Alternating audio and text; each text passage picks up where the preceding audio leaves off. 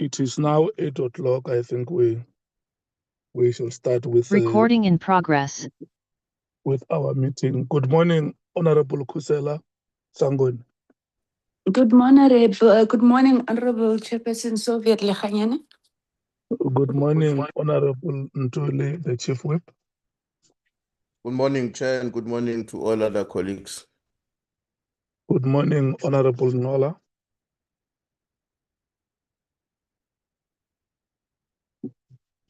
Good morning, Honorable Sokanyile.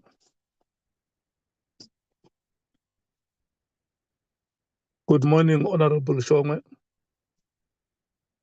Good morning, Chair, and good morning to everybody on the platform. Good morning to you. Good morning, Honorable Nomvalo. Good morning, Honorable Breitenbach.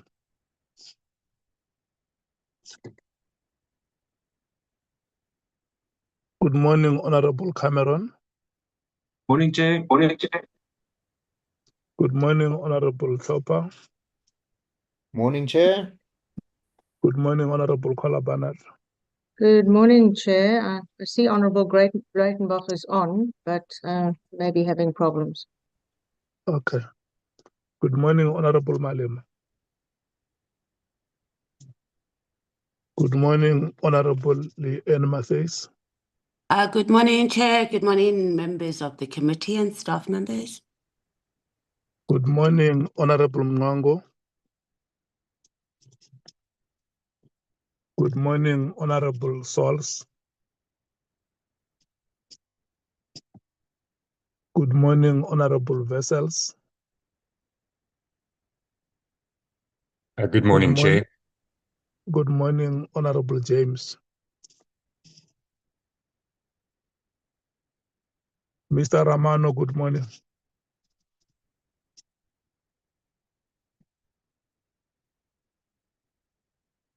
Mr. Techana, good morning. Good morning, Chair, and good morning to everyone on the platform. Good morning, Ms. Van Zijlhoos.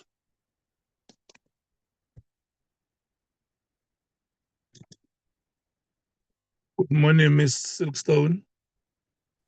Good morning, Chair and members and colleagues. Good morning, Dr. Kok. Good morning, Honourable Chair, honourable members and colleagues. Good morning, Dr. Twalo.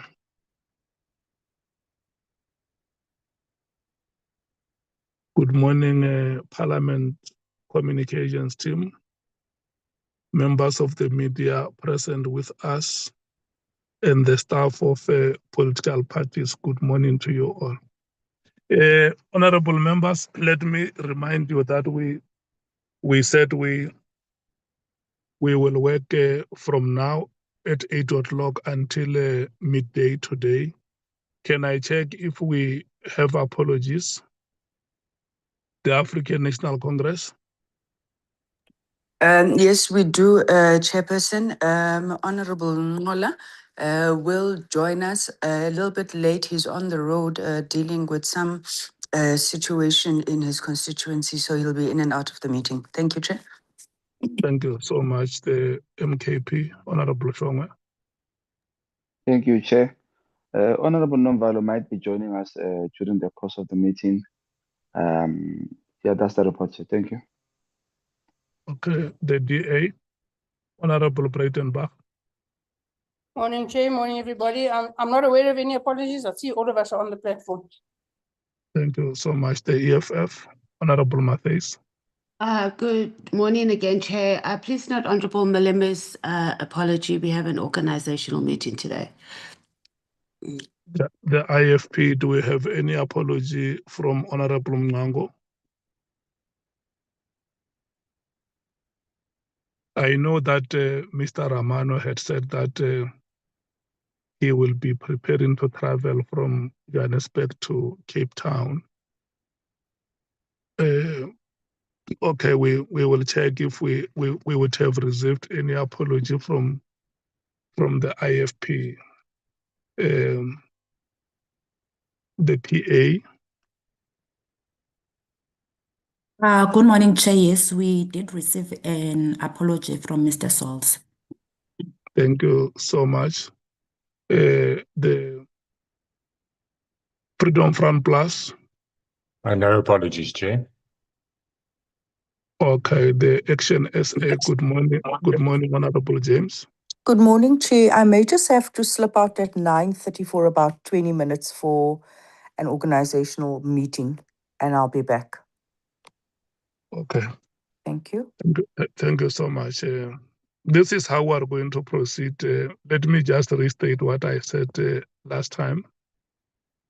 We will refer the meeting to a page, and the party whose submission is colored will give them opportunity to confirm that that is the submission they made.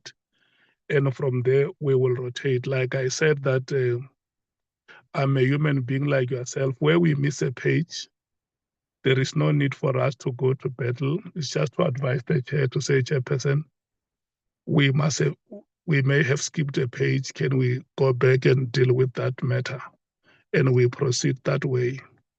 So today we are going to start from page 56, is 7.7.3.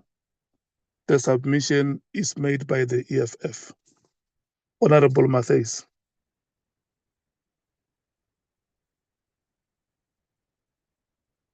Thank you, Chair. I'm trying to multitask using this iPad for both.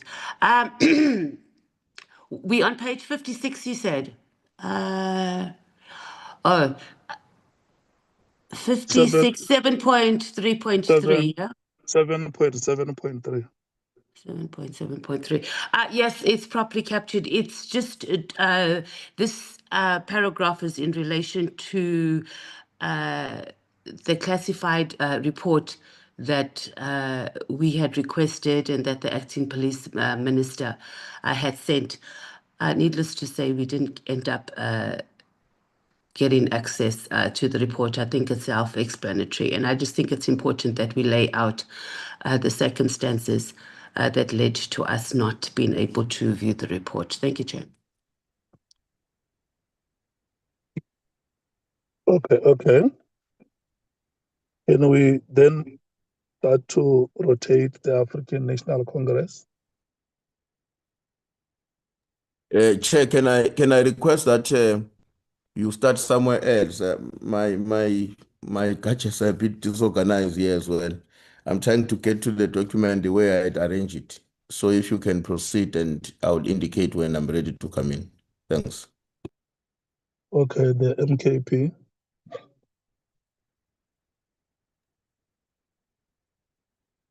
Chair, I was finalizing the reading, but I think so far we don't have any issues. But just to be consolidated, maybe. Let me do this, Honorable. Let me give, because we are just starting now. Let me give you 2 minutes to read that submission.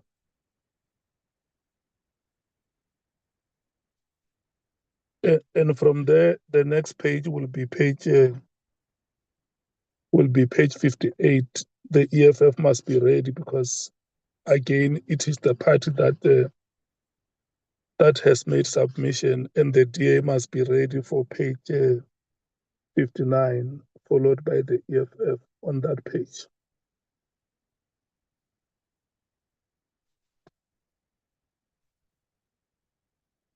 And the EFF and the ANC will appear again on page 60.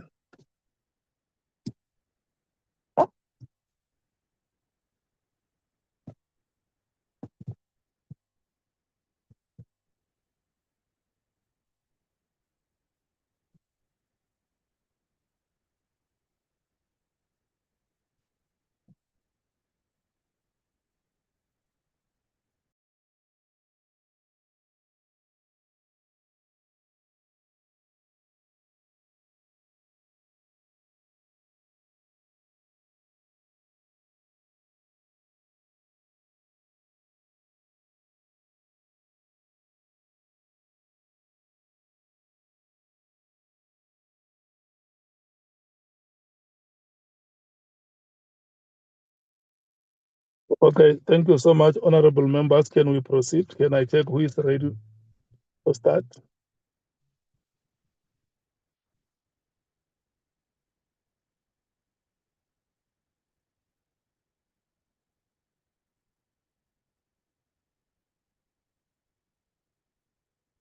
The ANC. Chair, let's now. I think I'm less than a minute ready. Can you please, because from where I see on the screen, I'm unable to confirm which page are we at and which paragraph is that? It's page 56. Page Item 56. Item 7.7.3. Item 7. So, yeah. The MKP.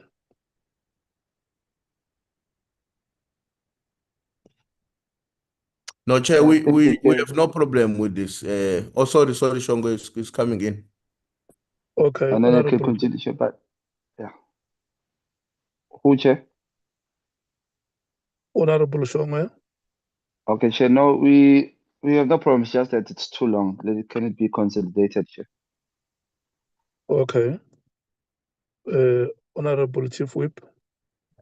I agree with Honorable Shong.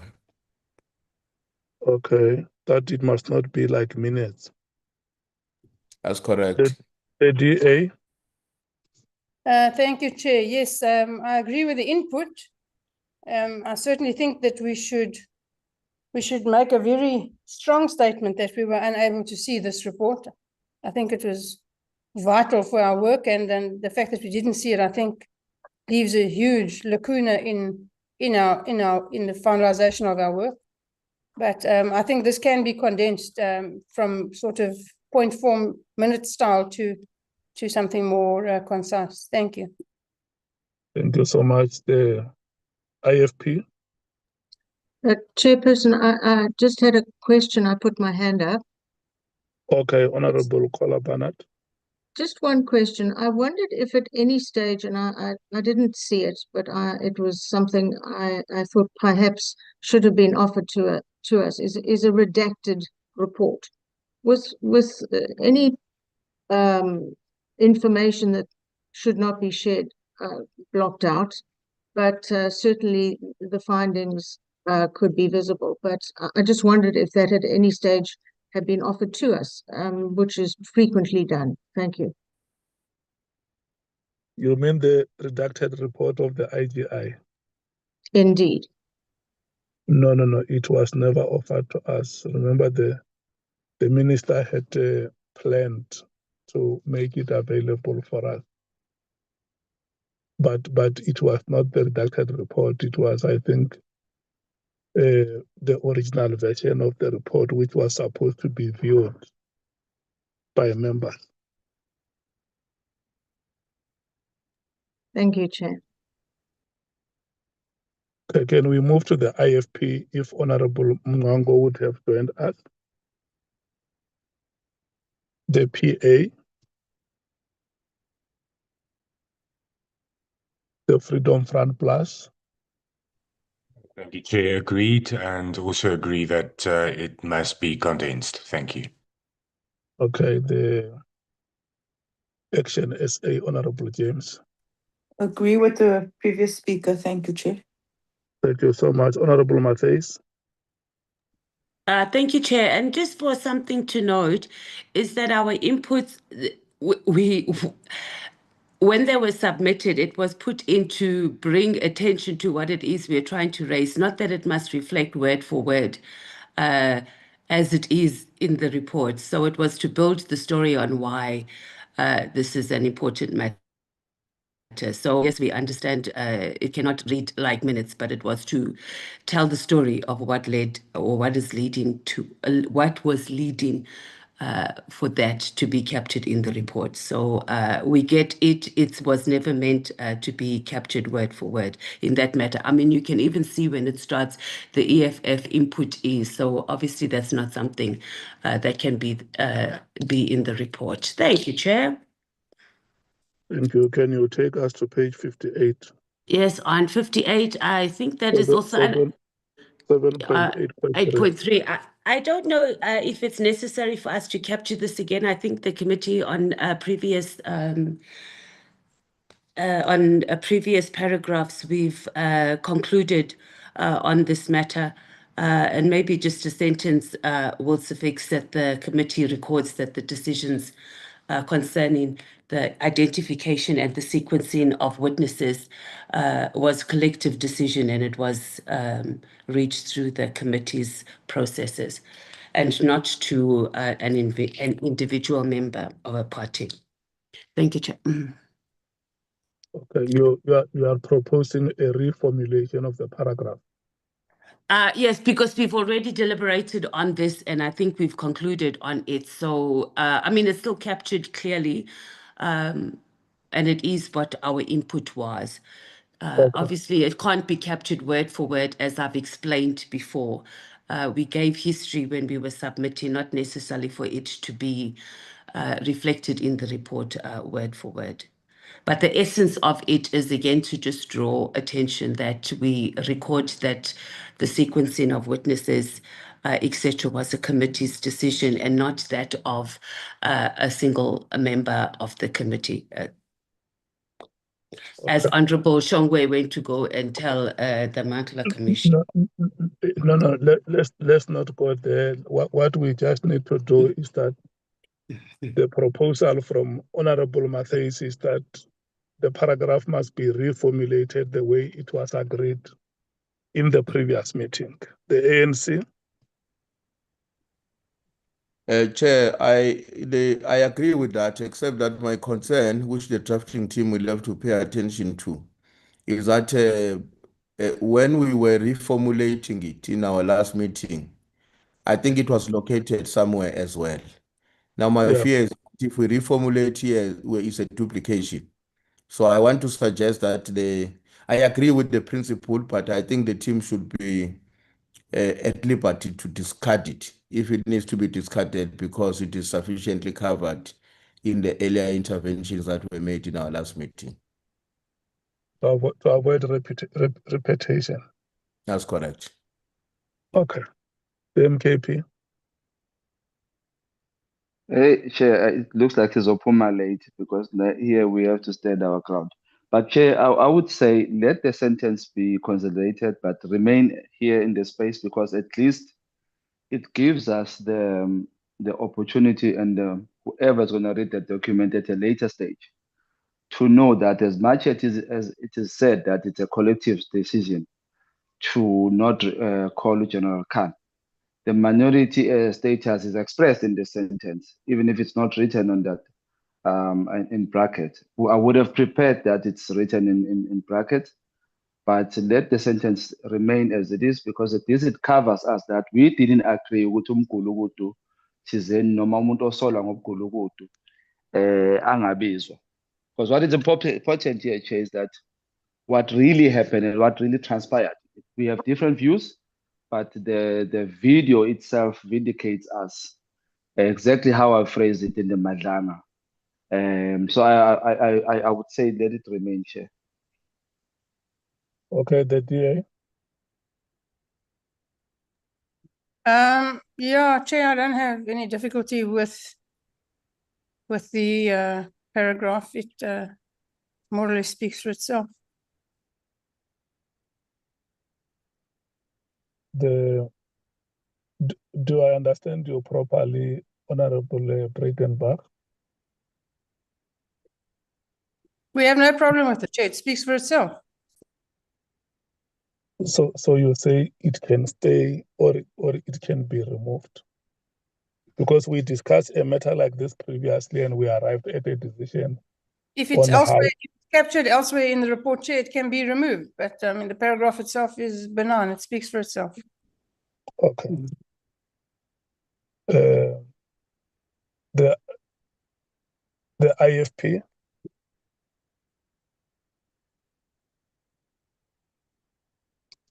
The PA.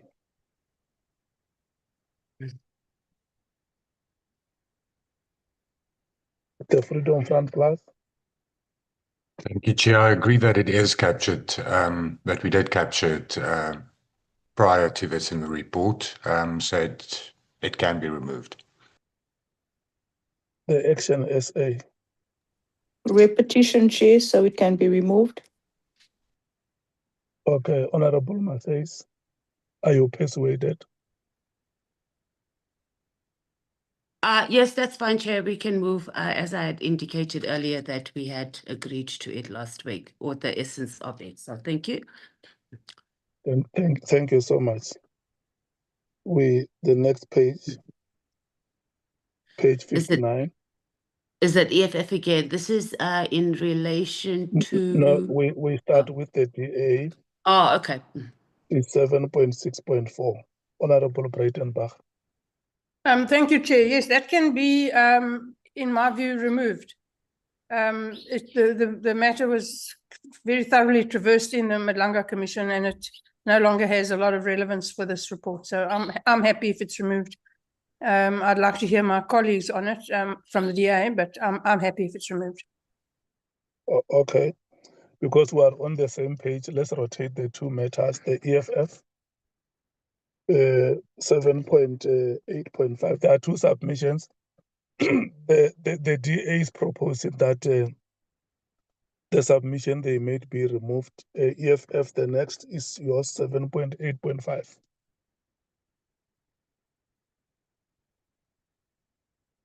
Can I check if you are happy that your submission has been covered on that page? Yes. Page Yes, it has. Thank you. is correctly covered. Yes. Okay, I'm now. Well, Chair, just to bring to attention, it gives a lot of details, but the essence of what it is that we'd like captured in the report is there, and obviously it can be also consolidated into report writing rather than a submission. Thank you. Thank you so much. And I'm in agreement. Oh, okay. Yeah, no, you can speak. And we support Honorable Breitenberg on 7.8.4. That it can be removed, yeah. Okay. So we are now doing the rotation, honorable members. 7.8.4, there is a proposal for it to be removed. 7.8.5 can be consolidated. The African National Congress. Yes, Chair, we agree and support what Honorable Breitenbach is saying, that it should be removed because of the reasons she has advanced. And then on the Honorable Matei's suggestion, we also agree that it has to be reformulated slightly different as she has suggested. We're comfortable with that. Thanks. Okay, and as we proceed to the DA, the EFF and the ANC must be ready for page 60. DA, your proposal is no. Let me MKP. Sorry, on page 59, Honorable Shonga. Page 59. The Yeah, proposal can from the DA and the EFF. DA you can remove, Chair. I'm just reading through the EFF one. Just as a minute, if you don't mind. You can come back, Chair. Okay, DA, your proposal is being supported. What do you say on the proposal of the EFF for consolidation?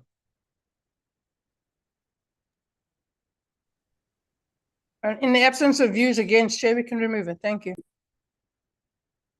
Oh, okay. The IFP.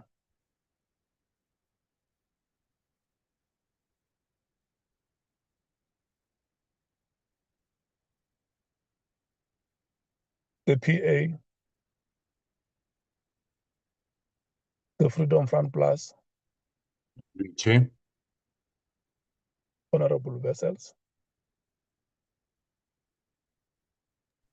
Can you hear me, Chairperson? I said agree with the removal. Thank you so much. And what do you say on the EFF proposal? I also agree with the Honourable Matthys. Yes. Okay, the consolidation. Yes. Honorable James, Action SA. Agree with Honorable Vessels. Thank you, Chair. Thank you so much. Can I check, is there any reply from the DA and the EFF?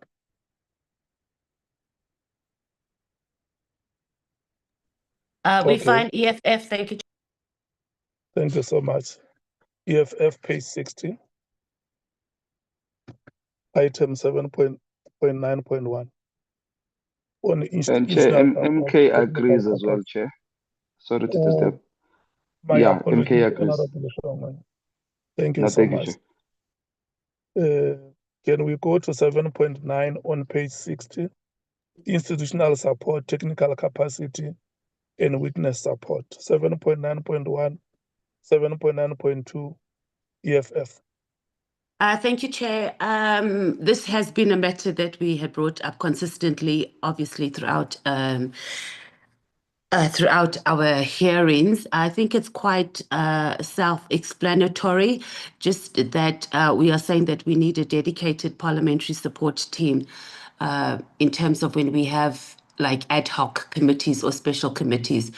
So we are better equipped to be able to serve the people of South Africa. And as members of parliament, we're not doing work of forensic investigators and becoming councillors, etc. when we are there. So yeah, both those paragraphs, obviously it can also be consolidated. Remember, again, our submissions were lengthy, not necessarily to be reflected word for word, but for the essence to be captured. Thank you.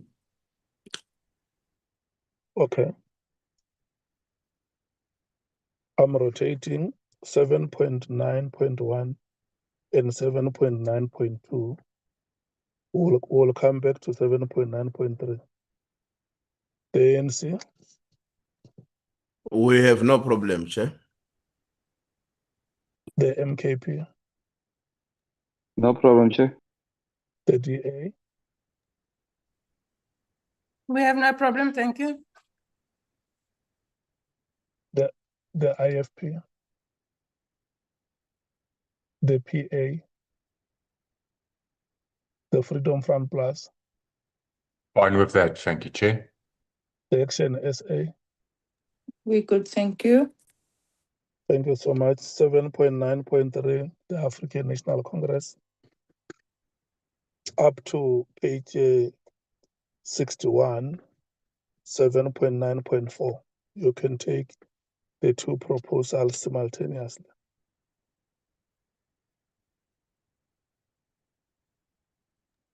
Chair, we are happy with the way in which the submission is captured. Okay. The MKP,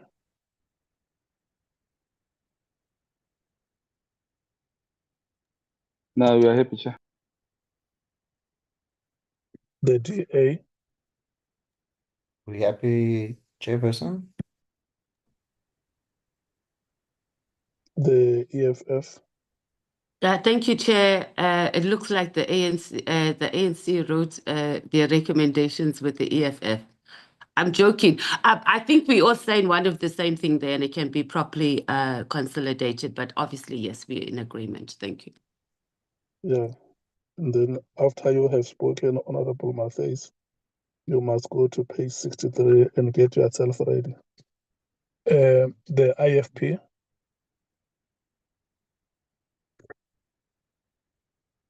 the PA, the Freedom Front Plus, Fine with that. Thank you, Chair, and also agree that it can be consolidated. the Action SA. We good, thank you, Chair. Thank you. Well, do you have any replies, ANC? No, Chair. Well, okay. Thank you. 9.4.2 on page 63, the EFF. Thank you, Chair. It's quite self-explanatory. Once again, this was in relation to the appearance of Lieutenant General Sabia, and that he said he was testifying under protest, and that the matter we continued was whether Honorable Kosana could continue participating. But we know that Honorable Schikkeling was replaced by Honorable Klopper. So I think it's important that it's noted in the report on what happened there. Thank you, Chair. Obviously, again, it can be just consolidated, but it's something that should be in the report. Yeah, it's page 63 and 64. Yes, Chair, it's just, I think, 2 sentences on the next page. Yeah, and you must prepare yourself for 66. On the appearance of Mr. Gabinde, or the threatening communication to Mr. Gabinde. Okay, let's rotate 63 and 64, the ANC, on the appearance of General Sibia. Can I request that the computer, that we go back to where the paragraph appears? Okay. Bear with me, Chair. It's better when we use 2 gadgets, their gadgets. This one with the information and the other one. Otherwise, we have to open 3. No, Chair, we are okay with this issue, except that I just want to confirm this is a matter relating to the recusal and their concerns about or their apprehension in terms of biasness. Am I right? Yeah, I remember General Sibia, when he appeared, he said he was not comfortable in proceedings where there are 2 members who have laid charges against him. Okay. So he felt that there could have been a conflict of interest informed by us. Yeah. Well, we have no problem, Chair, with this, except that we thought it's appropriate for us to reiterate the fact that there was a legal advice which was provided on this matter and was accepted by the committee in relation to how you handle matters of recusal and the apprehensions of biases thereof. So we think that is the position from the point of view of the ANC we need to reinstate in dealing with this matter, because our view is that notwithstanding that concern, but there was a legal support, a legal advice provided to the committee, and the committee agreed with that advice and acted accordingly. Thanks. So you are proposing an addition? Yeah, we think that in its current form, if the paragraph does not take on board that situation, that information, it may be inadequate for the reader of the report who was not directly involved like us. Thank you so much. The MKP. I move we do Chief Whip, Chair. I stand with you. Thank you. The DA. Thank you, Chair. Not a major problem with the paragraph. It will be condensed, but 9.4.3 also speaks about the legal advice, and I think that it could all be put into one without having to have multiple paragraphs on the same issue. Thank you, Chair. Okay. The IFP. The PA.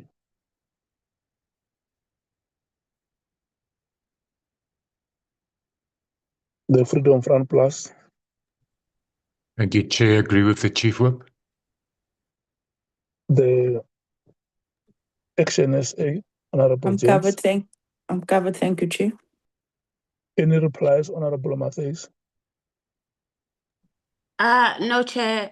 Yes, we can consolidate those 2 paragraphs also to, it does read that the committee got legal advice. I don't think it says specifically that we took the legal opinion, and I think that just needs to be reflected in the report, and that's how we moved. Thank you. Okay. Honorable Matthys, we are moving to page 65, and after you have taken us through that page, you must prepare yourself for page 66, page 67, page 68, and page 69, up until public participation. You can then you can Yeah, you can then, the next 4 pages are yours, all of So them. are we going to do it in one go, Chair? No. I was just alerting you that take Oh, us okay. take us through. We're on page 66. Mm-hmm. You take us through 65. on page 65. You have 3 paragraphs. Yeah. And the first paragraph, the first 2 paragraphs are under communication to Mr. Cedric Nkabinde by Mr. Paul O'Sullivan. Can you take us through those 2 paragraphs, 9.5.1 and 9.5.2? Thank you, Chair. The paragraphs are quite self-explanatory. I think this was our bone of contention with the drafters, is that there wasn't the preliminary report was not properly capturing the back and forth and what we experienced with Paul O'Sullivan. It was very high level, and I think it's important, while it can be consolidated, it is important that those details are properly captured, including the fact that the Speaker has laid a criminal charge against Paul O'Sullivan for sending or threatening messages, or alleged threatening messages to Mr. Kabendi. So that's all in relation to Paul O'Sullivan's appearance. I think we are all very familiar with is the appearance of Mr. Cedric Nkabinde. Yes, when he got a message that he said he got from Paul O'Sullivan while he was giving testimony, and then also on the end of 65 in relation to Paul O'Sullivan's appearance. Also, it's important that this report reflects what we had to deal with Mr. Paul O'Sullivan and his entitlement from requesting virtual interviews, from telling us he was out of the country. So it's important that it's properly captured and not on a high level that we had to deal with many issues before he made his appearance. So our input generally is to reflect that, including him leaving proceedings without permission, etc. The initial 3 reports did not adequately cover that. So that's our submission. Thank you, Chair. Okay. Can we? Yeah. Look, the part of him leaving the proceedings is on page 66. Let's restrict ourselves to page 65 now. The ANC. Chair, we have no problem in accepting the EFF submission in relation to the threat from Mr. O'Sullivan to Mr. Nkabinde.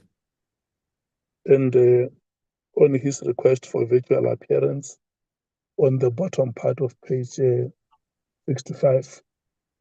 Do you also agree with that? Okay, I was dealing with one. The second one is... Yeah, it's 9.6.1.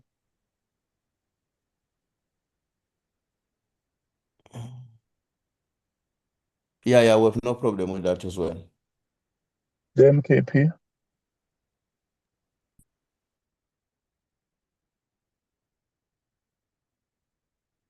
Honorable Shongwe. The DA. We have no problem, thank you. The IFP.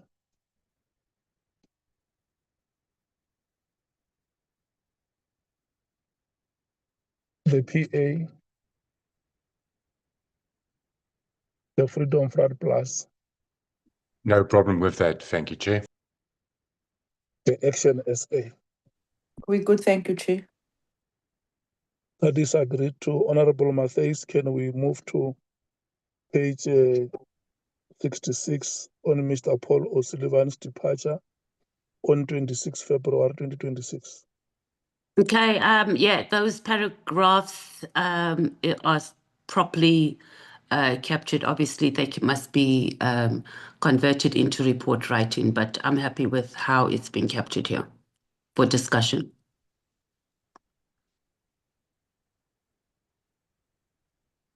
And for sure, you are aware that the paragraph ends on the top of page 67 before 9.8.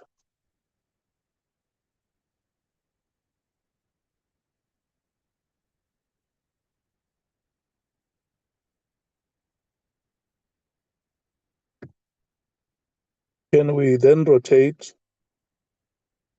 We're rotating paragraphs 9.7.1 and 9.7.2.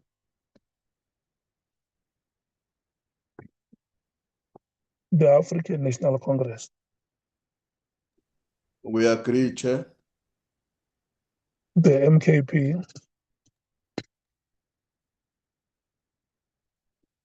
The DA. No problem. Thank you. The IFP. The Patriotic Alliance.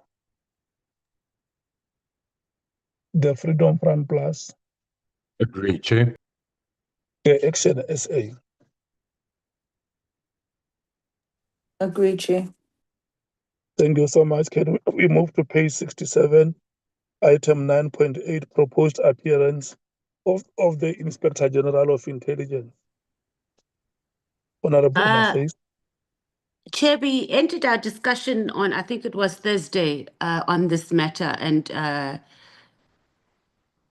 I'm not sure, and I think we can be guided whether it also needs to find expression under this heading, whether where it was captured. I mean, the whole point of this, and obviously there's a lot of detail in here, and again, it was to draw to the point that there was no response from President Ramaphosa from both to the former IGI and also from the letter that we wrote as a committee or from Parliament in regards to his in regards to the former IGI's appearance. I think a lot of this information might be already captured in the evidentiary overview, so it might not be necessary to capture here. But the detail was more in relation to why it was important that the IGI was supposed to appear before us and what it was that he was supposed to assist the committee with in finalizing our report. I think it's self-explanatory again. We did conclude on it. I don't know, we'll be guided whether it also needs to find expression under this heading or not. But as I said, we did conclude on it on Thursday. Thank you.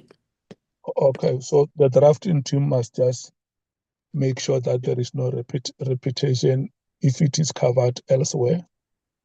You are fine with it. Yes. And that the extent of why it was important that the IGI was to make an appearance is also sufficiently captured as well. And we're fine with that if it doesn't find expression under this heading, and it does under a previous one. Thank you. Okay, so it will be up to page 69. That's correct. Yeah. Okay. The ANC.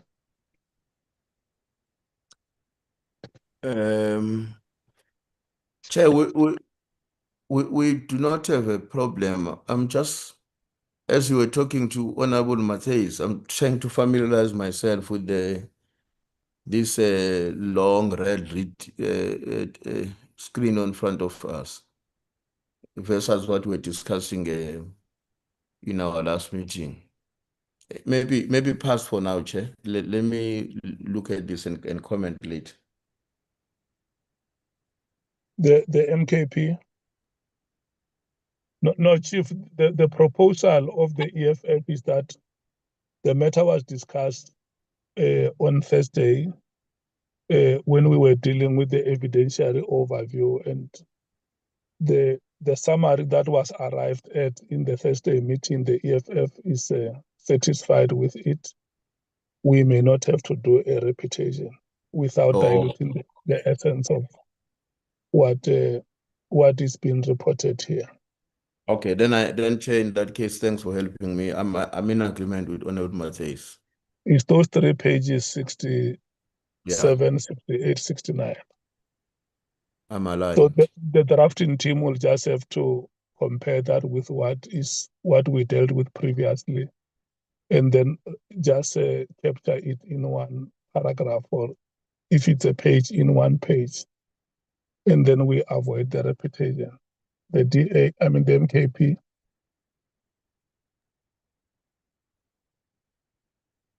The DA. Yeah, Chair, we have no we have no real problem with the input. Again, we would like to stress that we think the report was either his appearance of the RGI or the report was vital, and we have neither. Okay. The IFP.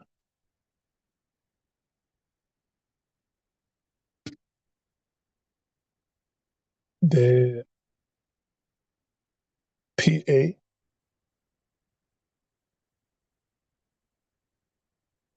The Freedom Front Plus. I agree with the proposal from Honorable Matthys. The Action SA. Agree. Thank you, Chair. Thank you so much. Can we go to page 77?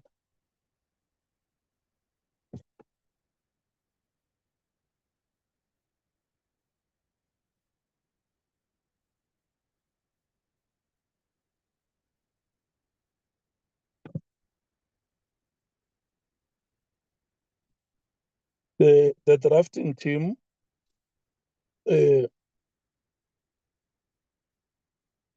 under the heading evidentiary overview, the coloring there is yellow, and neither of the parties in the committee is represented by yellow.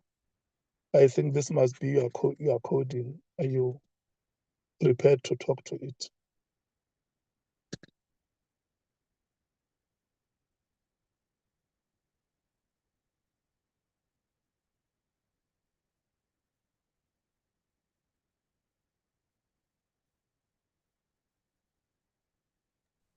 Sorry, Chair, I was just trying to capture the notes.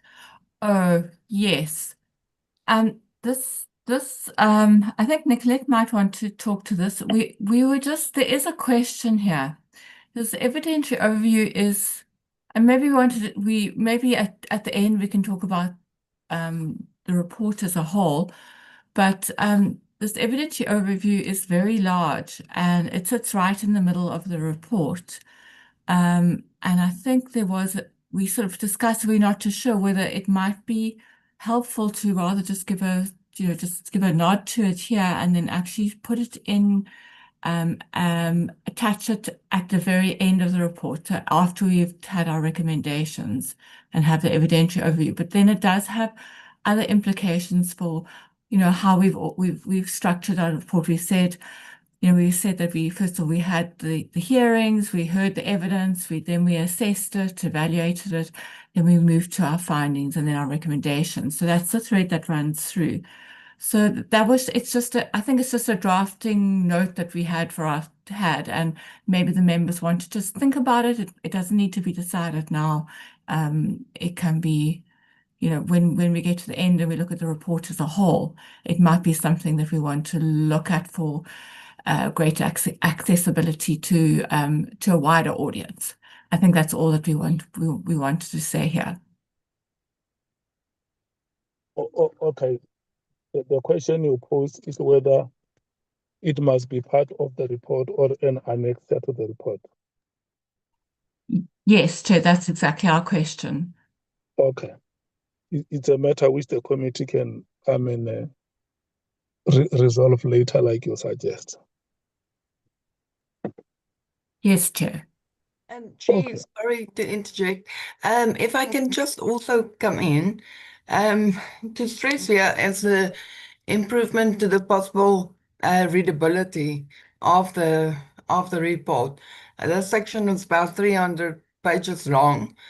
So it really should be considered to be moved to the end of the report as an annexure.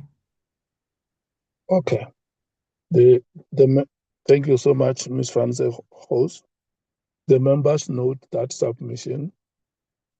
I think at the appropriate time, it will be decided. So we are now moving to page 82. We are starting with the Patriotic Alliance. This paragraph 12.5.4. The Patriotic Alliance is suggesting that the committee recognize that a significant portion of the evidence consisted of intelligence-related material, allegations communicated by third parties, inmate interviews, audio recordings, and other information that was not capable of being fully tested through conventional evidentiary processes. Such material was not treated as determinative unless supported by corroborating evidence or considered together with other reliable evidence before the committee. The PA submitted that for purposes of internal consistency, the report should identify material corrections, qualifications, withdrawals, and unresolved inconsistencies at the point where the relevant evidence is summarized or assessed. Such matters should be evaluated in context and should not, without further analysis, be treated as establishing that a witness was generally unreliable or deliberately misleading. Can I hear the comments of the members on this one? Is on the treatment of allegations, denials, and intelligence-based material.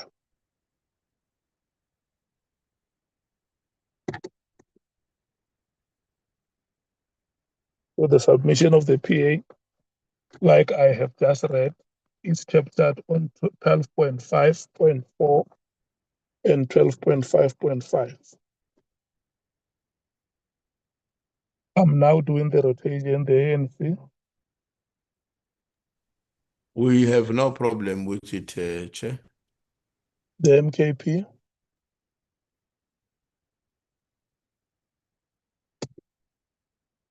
The DA. We're fine, thank you. The EFF. Chair, I don't know the word significant portion.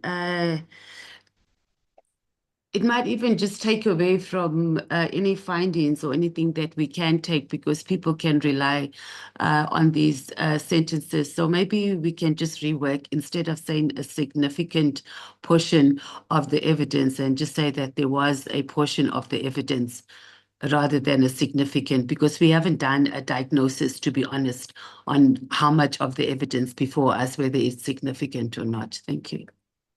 Or part of the evidence.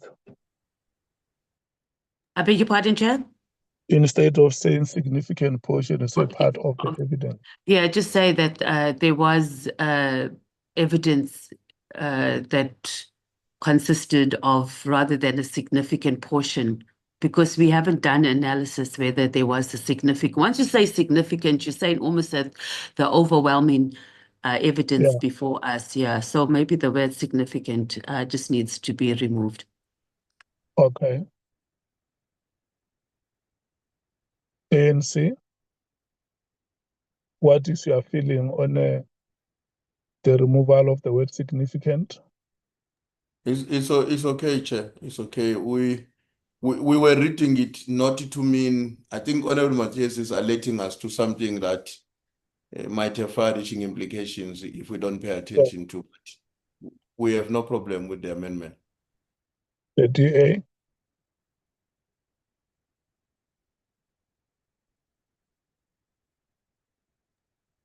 we're The fine with D, okay, thank you. The IFP,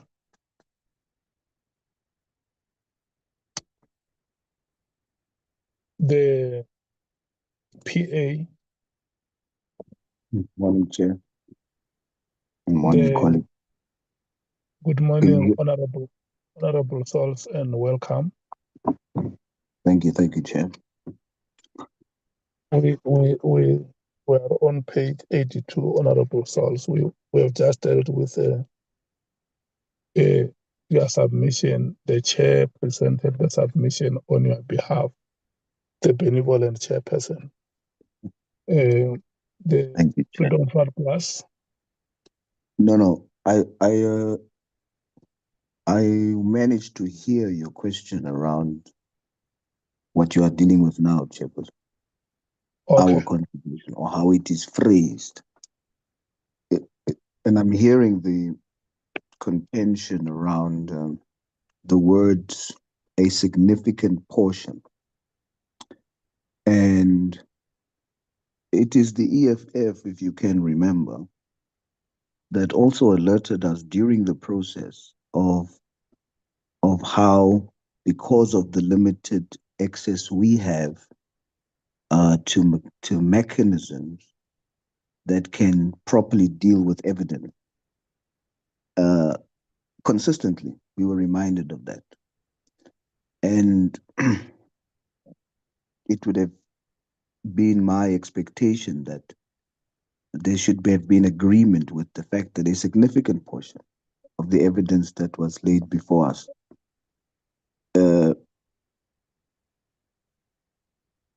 lacked that.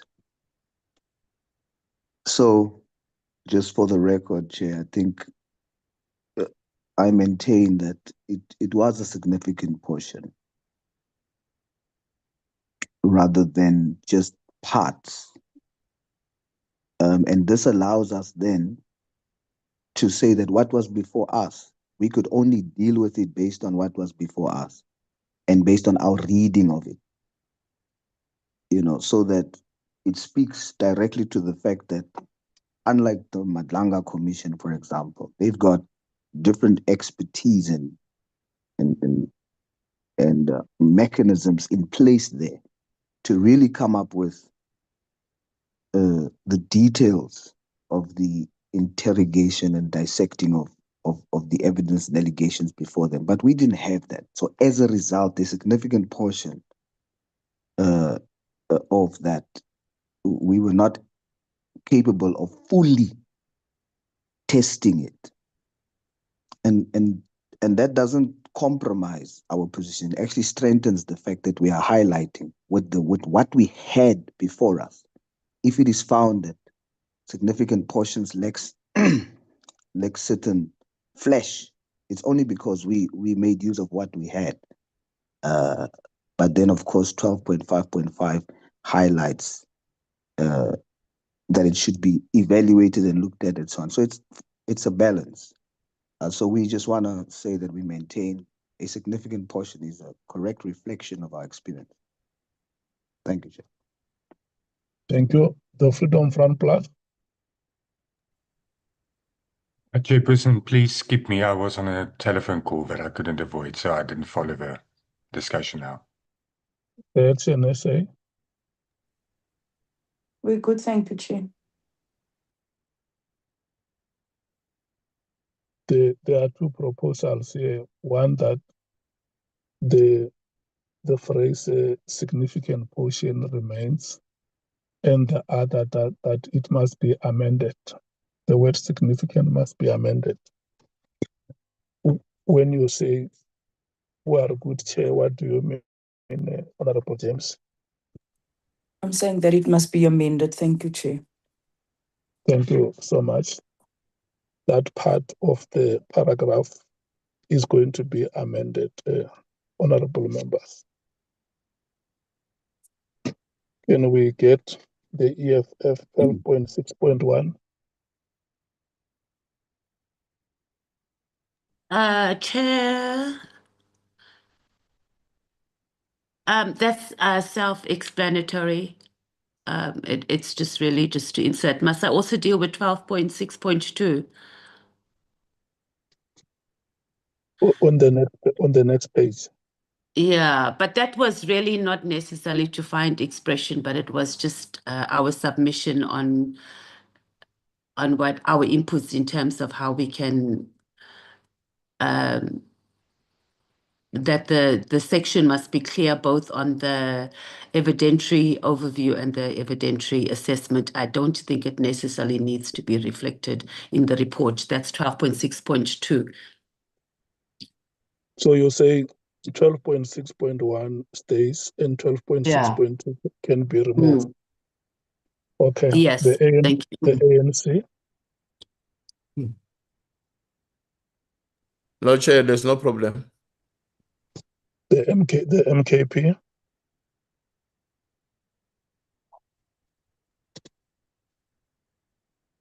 The DA. We have no problem with that, Chair. The IFP.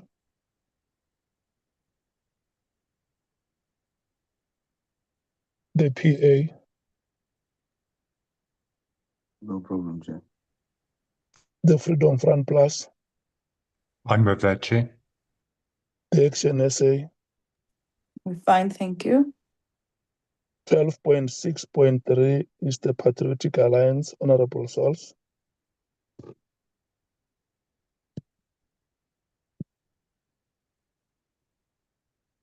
Are you happy with the manner in which your submission has been captured? On page 60, on page 83. 1263, yes, it's okay, Chair. Page 83. 12.6.3. Yes. Thank you so much. The ANC. No problem. The MKP.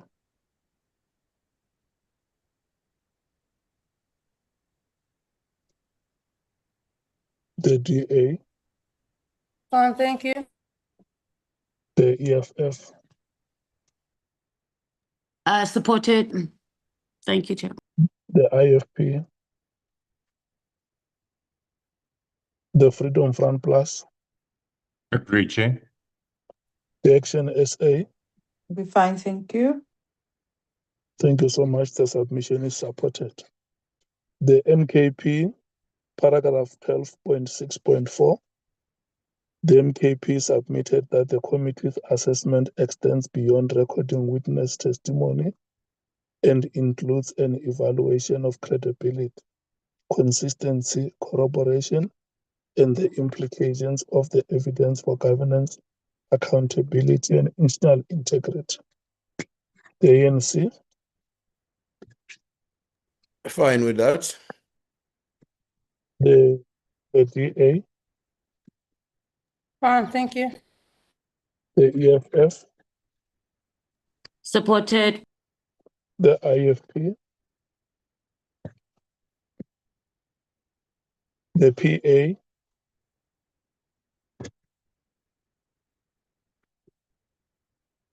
Supported, Chair. And you must quickly move to page 90, Honorable Sols, because you will be taking us through your submission. The Freedom Front Plus, page 90. Supported, Chair. Yeah, page 90, Honorable Sols, and I had you, Honorable Vessels. Thank you so much. Do you see page 90, Honorable Sols? 12.7.9. Yeah, clarifications, corrections. Yeah, you must read yourself to take us through those three paragraphs, A, B, C. Those are your submissions. Action SA.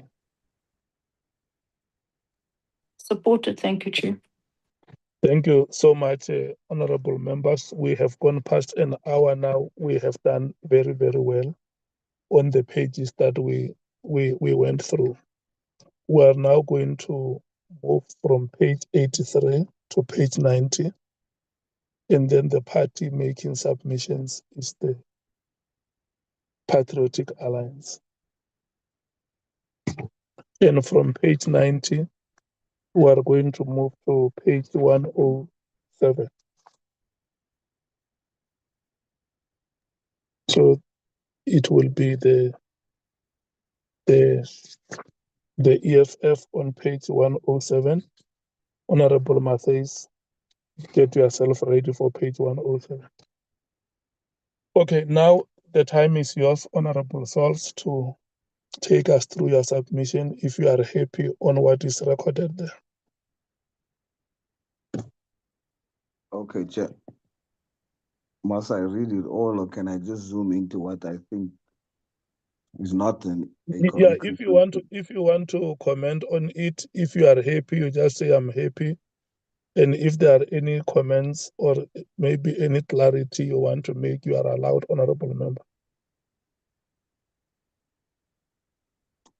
Yes, it makes it, with all the other contributions, one was trying to be lenient in the sense that it's not, our words are not used verbatim, but it is rephrased.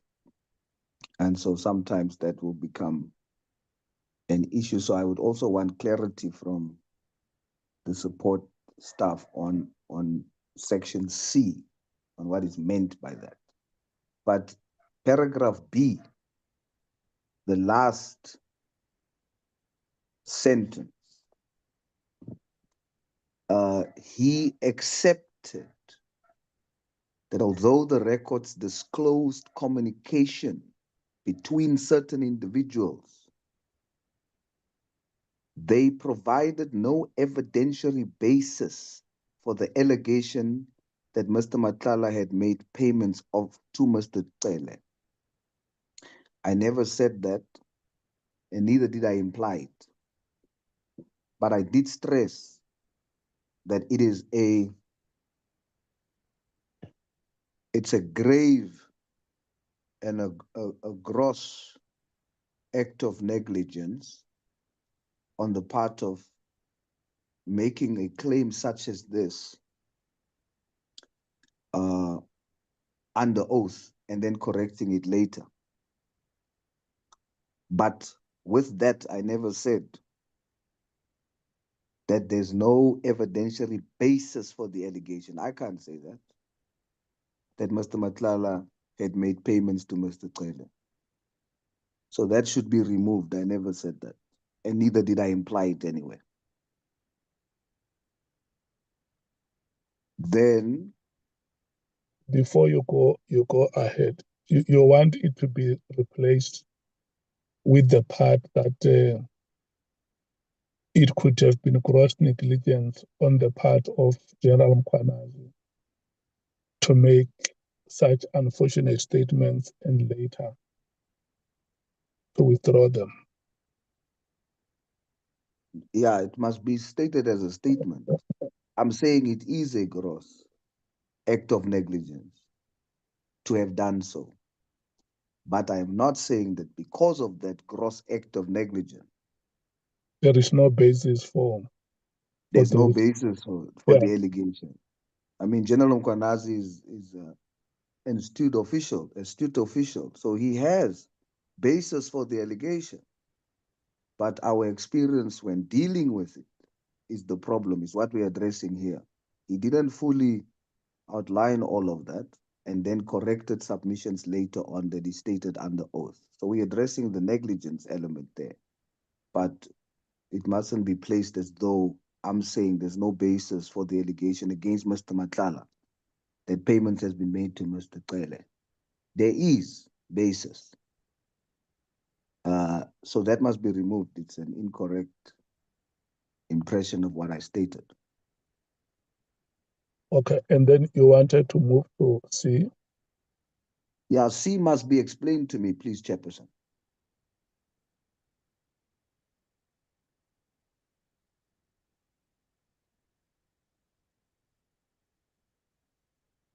Okay. Miss Van Zyl House or Miss Silkstone? It seems to be saying that this issue is explained or dealt with and assessed in section 13 and 14 in the report. Is that understanding correct? Yeah.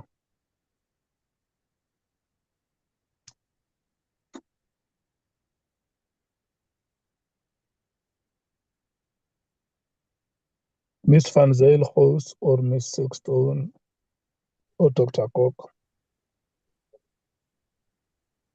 Chair, I think Nick can also help here as well. I think just to Mr. Sauls will recall that we didn't receive a written submission from the PA, but we did take everything that was said in the meeting and made notes about it. So there may have been, some kind of translation between our notes and what was actually said. We might have missed stuff, although we did try pretty hard. I think with regard, and apologies, with regard to B, when we say he accepted, I think that was meant to, it would have been clearer if we'd said Lieutenant General Mkhwanazi accepted that. So it wasn't that Mr. Sauls accepted that, it was that when he came to the committee and explained what happened, he accepted, the General accepted that. I think what happened with C is that when we first put in the first kind of consolidated version, it would have had a brown stripe next to it, indicating that it was to respond to the PA submission, but not that it was actually verbatim. But then when we redrafted the submissions, it just slipped in that we said the PA submitted, but it was actually just meant to reflect that it is dealt with later on in the report. So C is incorrect in that it's highlighted as brown.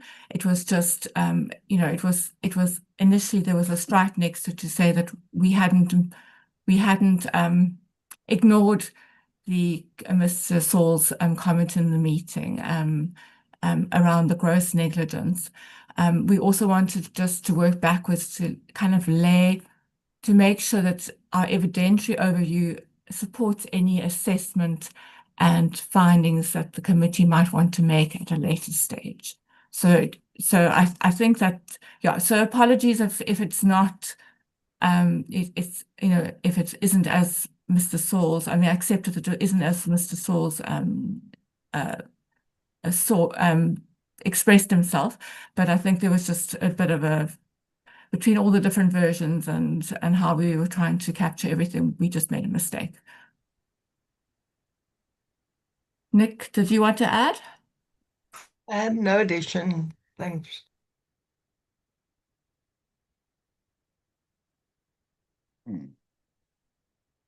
Chairperson. Honorable Sauls, yes. Let me begin by saying to Ms. Van Zyl and the team, thank you very much for your efforts and for attempting to outline what I said in written form.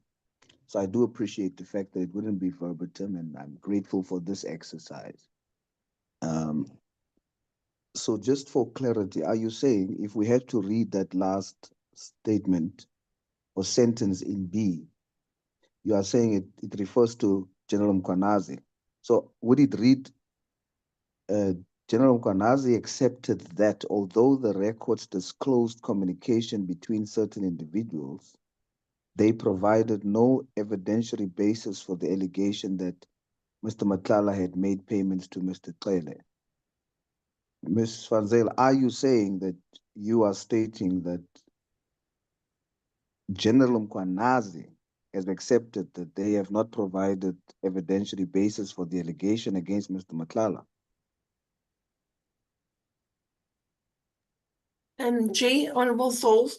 Yes, I think there's more to do with the fact that after testimony, Lieutenant General Mkhwanazi indicated that he incorrectly attributed the cell phone number if members can recall, yeah, as in relation to that, Okay. yeah. Maybe what then should happen is, because that then is not my submission, that is yours. So maybe separate that from my submission and make such a statement separately from mine. Mine should just deal with our position that it was a gross act of negligence to provide such under oath and then retract later. And then that statement is not one that should be attributed to me. You can make it separately. Thank you, Honorable Falls. We will do that. Thank you. Okay, is that okay, Honorable Sals? Can we now rotate? Yes, thank you, Chair. Okay. Honorable members, the ANC. So, Chair, what exactly are we rotating? What we are rotating is the submission that the PA has made on paragraph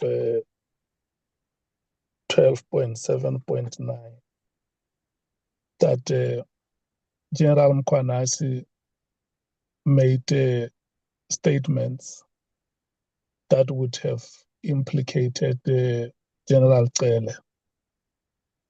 And later, those statements were corrected.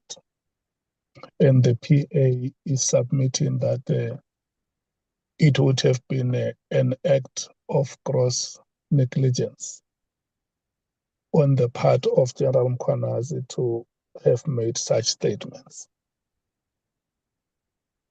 Am I representing you correctly, Honorable Sols? Yes, sir, but it wasn't a correction, it was a withdrawal. Yeah, and that's yeah, what makes it an act of negligence, gross negligence. That you submit evidence as a senior official and someone who is extremely detailed, who knows how the investigations and stuff works, and then later withdraws. And even further, that such withdrawal happens when the witness who's involved in the issue, Mr. Cele, when he is testifying, that withdrawal is made. So it is a deep, gross act of negligence for us. So it's the withdrawal, Chair, not the correction necessarily. Okay. Chief Whip, are you clarified?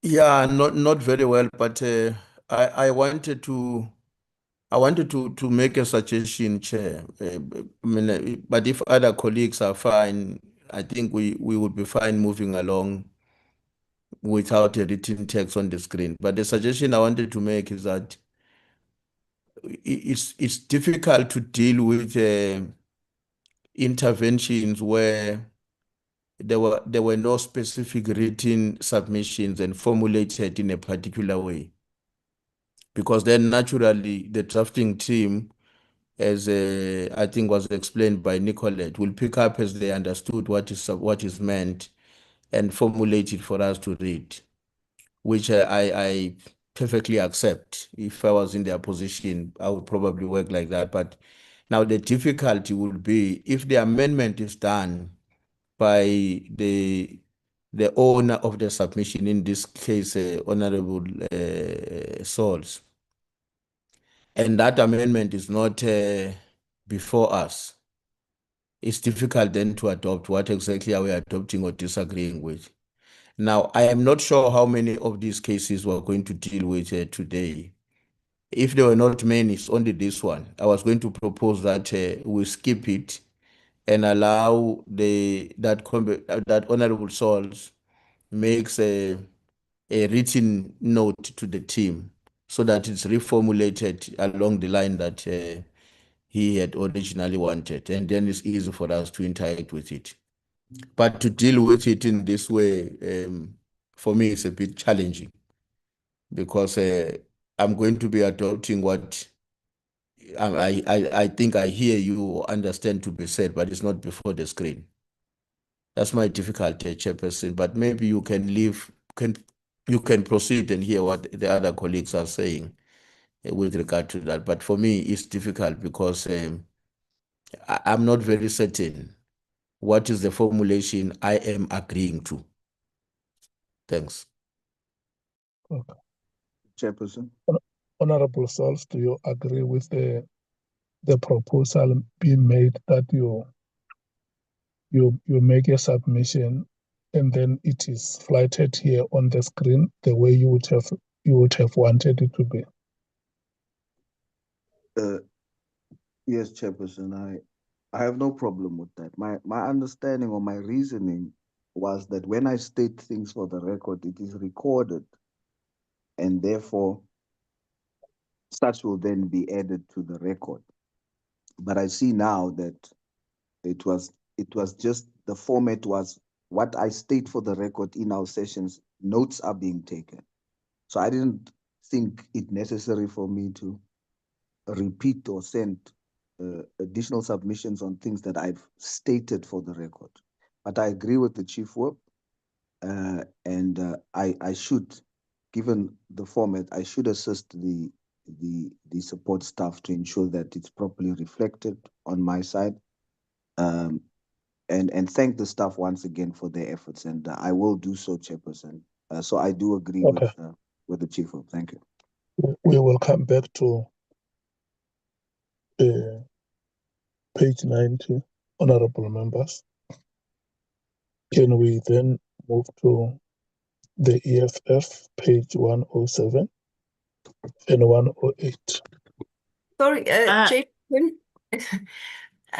Chair, sorry for the interjection. Yes. May No, I please, just for the sake of interest, maybe read a adapted version of what Honorable Sauls indicated? Yeah, I want you to talk to him behind the scenes. And when you present here, you don't present and he responds.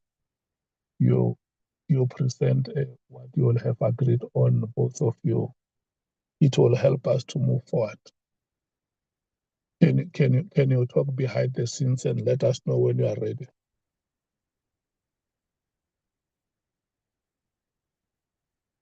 Is that okay? Yes, perfect. Okay. Honorable Mathais, 107 and 108. Chair, thank you. It's all self-explanatory. Obviously, it's part of the evidentiary overview. It's not the assessment. And what was missing is that we capture the information regarding the scanning capacity. Remember, this also ties into Minister Kunu's directive on ports of entry. So I think it's important that we include what evidence or what witnesses said in relation to the ports of entry, in particular the scanners and the landing strips. I think what we managed to pick up, and there might be others, the content team can advise, who also gave some sort of evidence in this regard. But the whole point of that is for us to capture it, because we do make recommendations and findings later on. So it needs to be captured in the evidentiary overview in relation to the ports of entry, the landing strips, and also the scanners at our ports of entry. Thank you, Chair. Okay, there are two submissions from the EFF on this port of entry in the ANC on page 112 and 113. So let's rotate the EFF and then we'll come to the ANC submission. And the drafting team can check if there are no commonalities, if the two submissions cannot be meshed into one. It's okay. 12.9.7, honorable members, that is the submission of the EFF scanning capacity and private lending strips.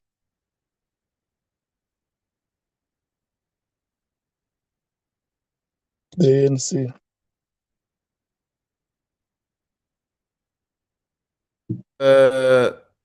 Chair, please pass. I will come back and comment after others.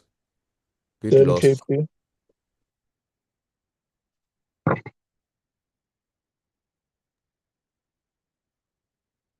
The DA.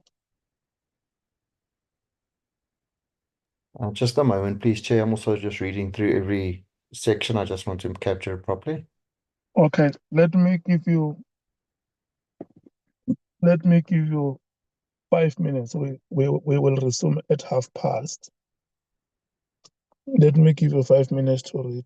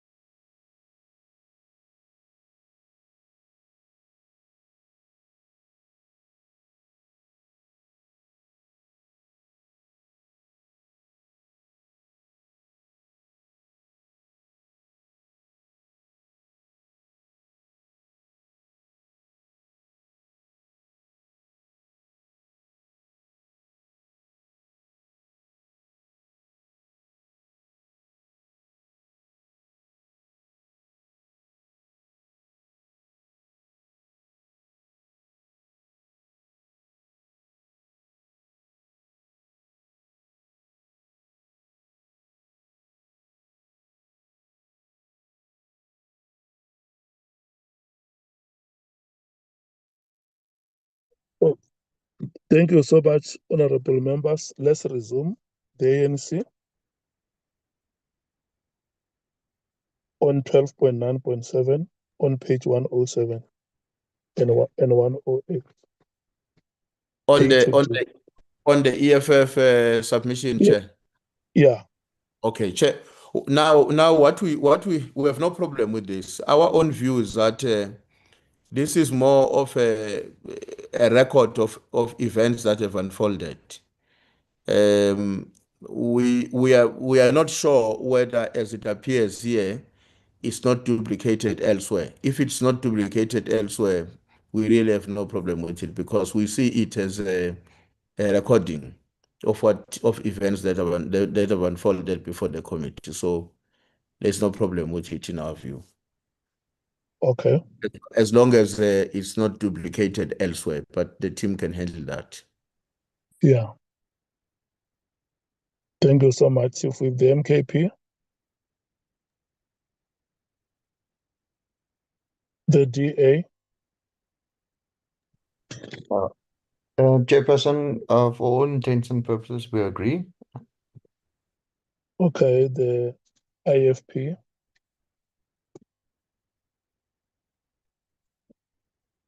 the PA, No problem, Chair. the Freedom Front Plus, Agree with this submission. Thank you. the HNSA.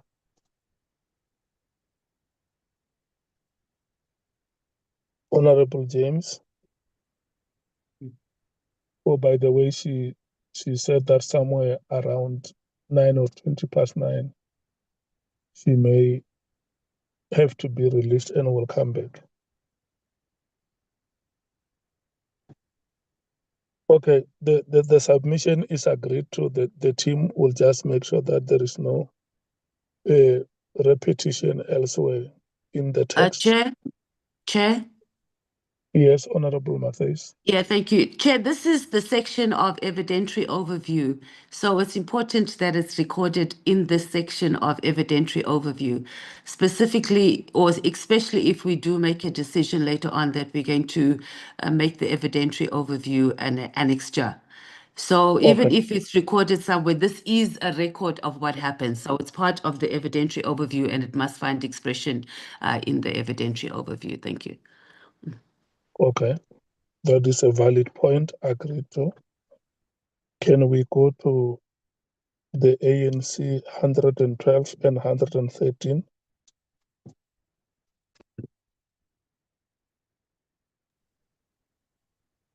Chair, the submission that we made and how it is recorded here maintains the same overall thrust. It may just be changes here and there, which were effected by the team, I would imagine, to have a seamless recording or language recording on the text of the document. But the main thrust remains relevant. So we are comfortable to proceed with it in its current form as it appears on the report. Okay. Chief Whip, thank you so much. EFF, you must be ready for page 121. Can we then rotate and go to the MKP on the ANC submission, Honorable Shongwe? We are okay, Chair, with the ANC submission. No problems.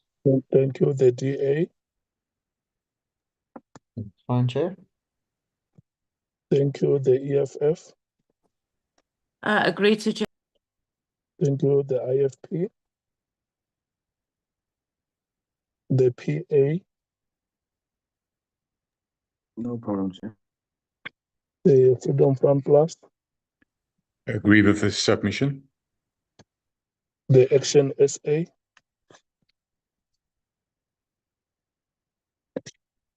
Okay.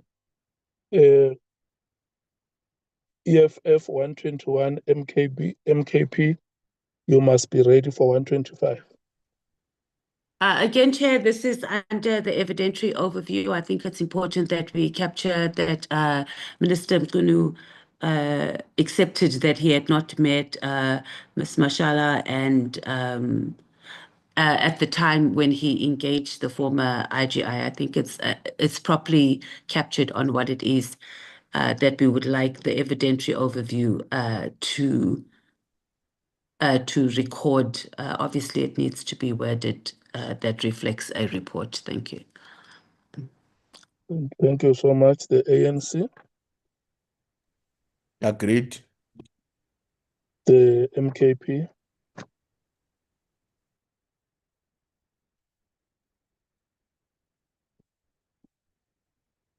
The DA. Agreed. The IFP. The PA. Agreed. The Freedom Front Plus. Agree, Chairperson. The Action SA. The submission is agreed to.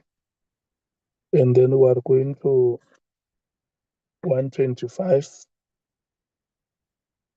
is the MKP It is it's just captured. It's captured, okay, Chair. yeah, and then from there, Honorable Shongwe ran to 147 and 148 because those are the next pages we will be dealing with. We are on 125, honorable members. Can I hear the comments of the members, the ANC?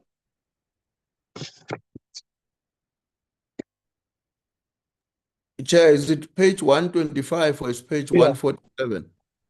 No, we're on 125G. I was alerting the member that once we deal with 125G, we are going to move to 147 and 148, and those are his pages. So we're now on 125G. The Chair, if I MKP may, submitted Chair, that Minister Mkhwanazi. Okay, Chair, if I may Honorable disturb Tom. you. Yeah. Yes. Just to make it easy for time, the 12, 10, 10, it's captured correctly, and page 147 and 48, they're also captured correctly. Okay. Yeah. Let's start on page 125, 12, 10, 10G.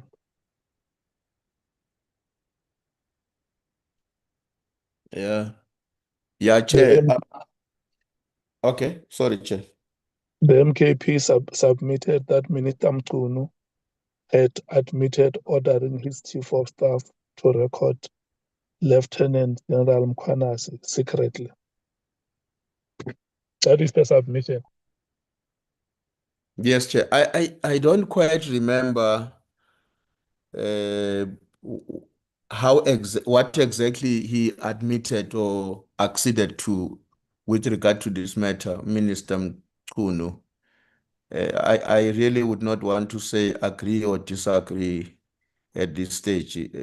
With your permission, allow me to just to go back and look at my records, because I remember the back and forth discussion about who initiated.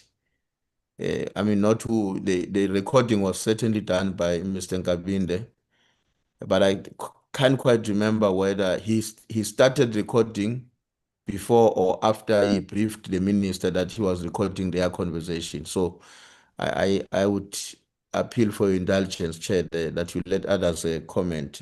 I need to have more information so that I can speak with authority.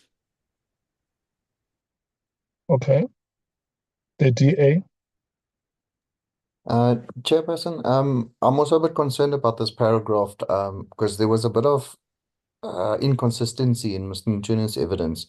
I think it's at some stages he reported the communication with the committee as an instruction, other times advice, sometimes a suggestion. And then I think, if I can remember correctly, it was in Nkambinde that testified that the decision to record that conversation was his and denied the ministers. And so I'm a bit worried about how it's formulated, because it's formulated as a matter of fact. I would rather than, caution the committee to conclude that the minister instructed that, if we don't have that as 100% factual. Thank you, Chair. Okay. The EFF. Thank you, Chair. Minister Mkhwanazi definitely did not admit to ordering the Chief of Staff to record. And even the Chief of Staff himself, he came very short of admitting that he got an order.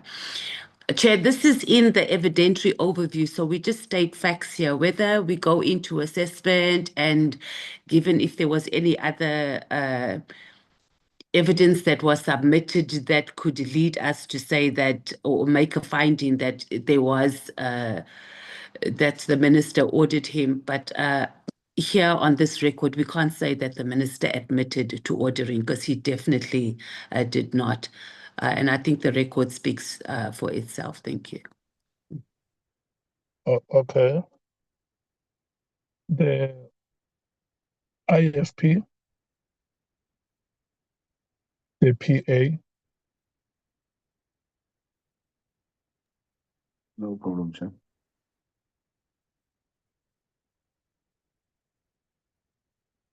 The Freedom Front Plus.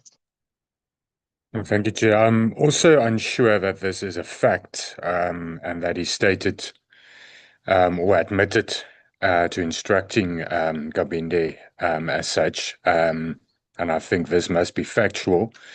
I think it can be more of an inference, but I'm unsure unless our record shows differently, and maybe we should just go back to the record and check if he ever admitted that. Yes, but I agree with the other colleagues. Okay, what is your reply, Honorable Songwe? Thank you, Chair. I think for the Zulu-speaking people, they might recall. It's quite a while back, but this was a question that was asked by me when I asked him straight to Uchi, the recording. Did he tell Ulokunja Gabinde to record? General Mkhwanazi, and he admitted, if you may recall as well, he himself is the one who brought the recording on the Lokunja committee. He said, at first they spoke, and then he said, Magafona again, you must record him. That was the minister saying, when he calls again, you must record him. So he's the one who says it. Don't know whether because he said it, it's not an admission, but he's the one who said, when he calls again, record it. But the video, if you go back, it will show you. The question is on me and also on Honorable Nomvalo asking the very same question. Thank you, Chair. So it is on record. Okay. Thank you so much. We will consult the records. I don't know whether it's the legal team or the drafting team. Let's consult the records and be certain on what was said. Chief, may I come in? Hello? Chief, sorry, may I come in? Yes. Chief,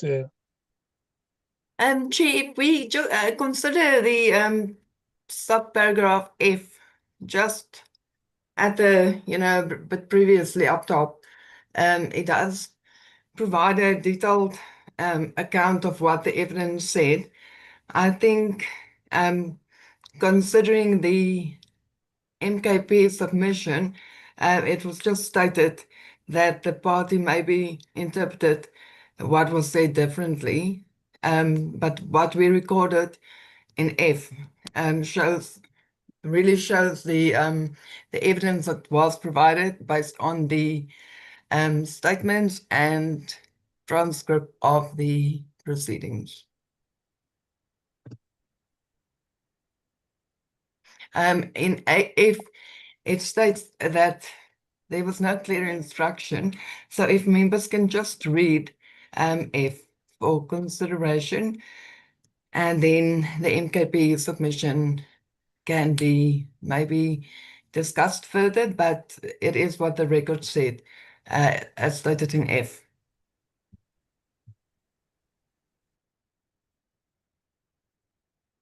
Minister Mkhunu acknowledged that he had raised with Mr. Ngabinde the possibility of recording conversations with Lieutenant General Mkhwanazi. During his evidence on 17 October 2025, the minister stated at different points that he had advised Mr. Ngabinde that he might need to record, that he had set record and that Mr. Ngabinde should consider recording. When the matter was revisited on the 22nd of October, the minister denied giving any instruction and characterized his intervention as a suggestion. Mr. Ngabinde subsequently testified that the minister had suggested that he consider recording Lieutenant General Mkhwanazi, but maintained that the decision to make the particular undisclosed telephone recording was his own and that the minister had neither instructed nor authorized it.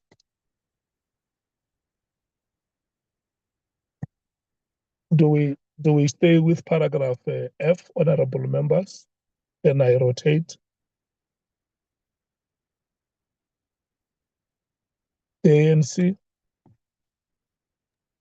Yes, Chair. And now, as you were reading this paragraph, I want to propose that we sustain this paragraph and persuade the MK party to not to retain that intervention, which is saying he ordered. Thanks. Okay, the DA. Thank you, Chair. Yes, I would agree with staying with F, as I did say that the Minister Mtuna's evidence was inconsistent and that it is Ngumbunya himself had said he wasn't given an instruction. Thank you, Chair. The EFF. Thank you, Chair. The paragraph F, I think, properly captures the evidentiary record. Our interpretation of it can be much better. I mean, we definitely can't say that he admitted to ordering if that's not what the record shows. Thank you, Chair. The IFP. The PA. Chair, I do recall Minister Mkhunu saying what Honorable Shongwe said in that way. So I do recall it in the same way as Honorable Shongwe said it, but the best I think would be to confirm with the records. But in this instance, I agree with Honorable Shongwe's version of it. Thank you, Chair. Based on my recollection, but we must confirm it for the record. Okay. Yeah. Thank you. Okay. The Freedom Front Plus. Thank you, Chair. I think paragraph F captures it sufficiently, and that's also how I recall it. So I think we should omit G. Thank you. Okay. The Action SA.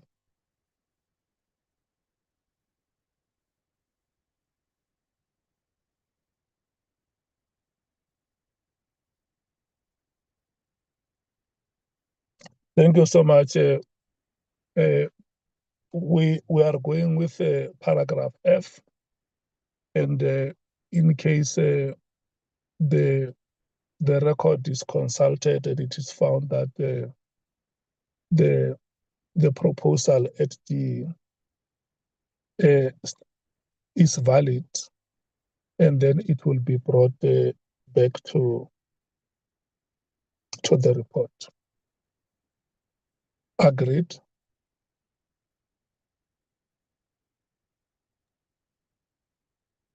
MK agrees, Chair, if we're going to recheck the videos or the evidence that we have as a committee. I agree. Thank you so much. That is how we agree to it. 147 and 148. You said you are happy with what is contained there, Honorable Shong. Yes, Chair. Thank you.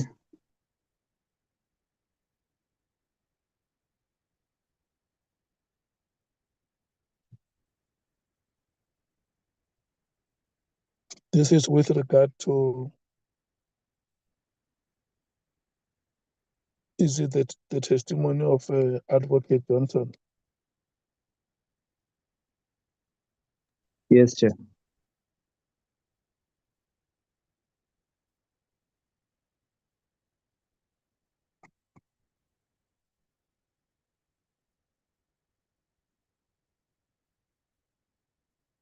Okay.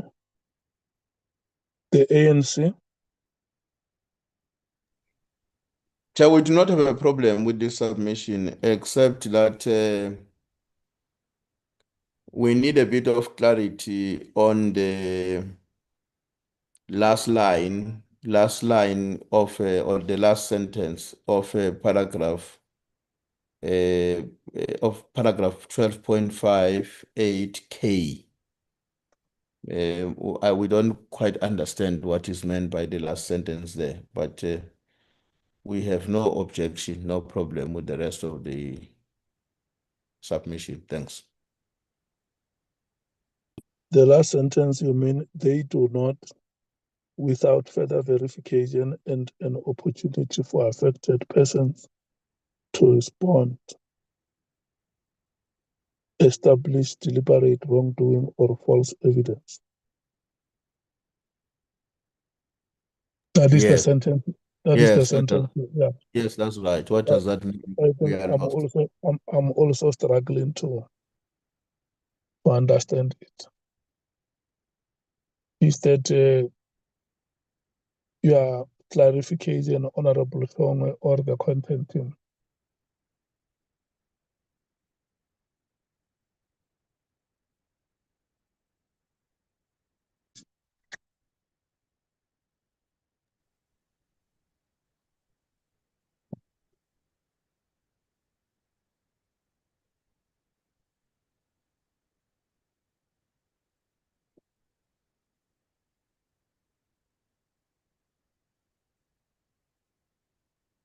Who is clarifying that part? Is it you, Honorable Thongwe, or the content team? The content team can clarify that one. I think there's a word missing there, but I Yeah. want to check on my notes here.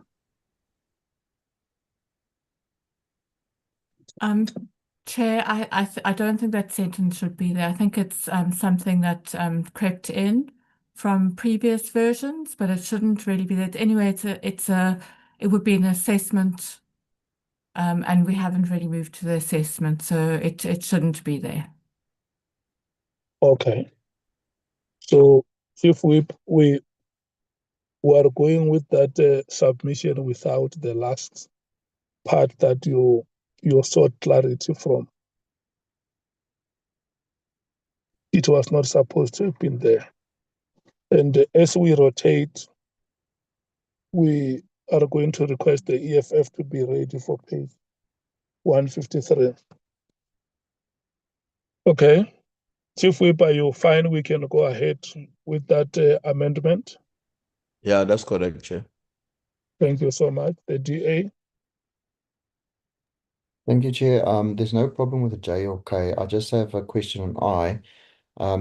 It is true that there was the documentary deficiency, but is it true that there was a detailed list of every single document requested or that it was promised to be delivered? Chairperson, I'm a bit worried that there was documents promised by IDAC and so forth, or Advocate Johnson, but was every single one of the documents mentioned promised, or was just maybe a section 27 or just a 28? Because as it reads, it means that every single document that was here was requested. Yeah, I think what we should do is to make reference to the documents that were requested from IDET.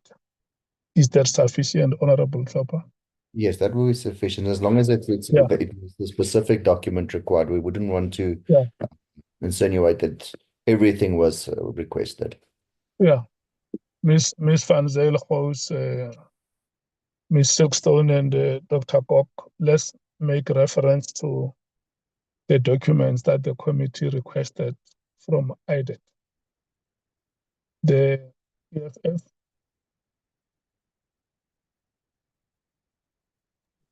We aligned with the inputs. Let's just get clarity on the actual documents that was requested. But if my memory serves me correct, and also on the notes that we have as the EFF, that was the list of documents. Yeah. That IDEC during the course of the testimony agreed that they would make that available. If you would recall that Advocate Johnson was very animated about submitting this and submitting that, and it didn't happen. Thank you. Those are the documents that must be listed. The commitment that she made that I will make the following documents available, and the document that the committee requested from her office. And she also made a commitment that those documents will be made available, even though none of those documents were received by the committee. I think that is how the the paragraph should be reformulated. The IFP, the PA, No problem, Chair. the Freedom Front Plus, With those amendments, Chair, agreed. thank you so much, the Action SA. Any reply, Honorable Shongwe? No, Chair. Thank you. Thank you so much. Those paragraphs are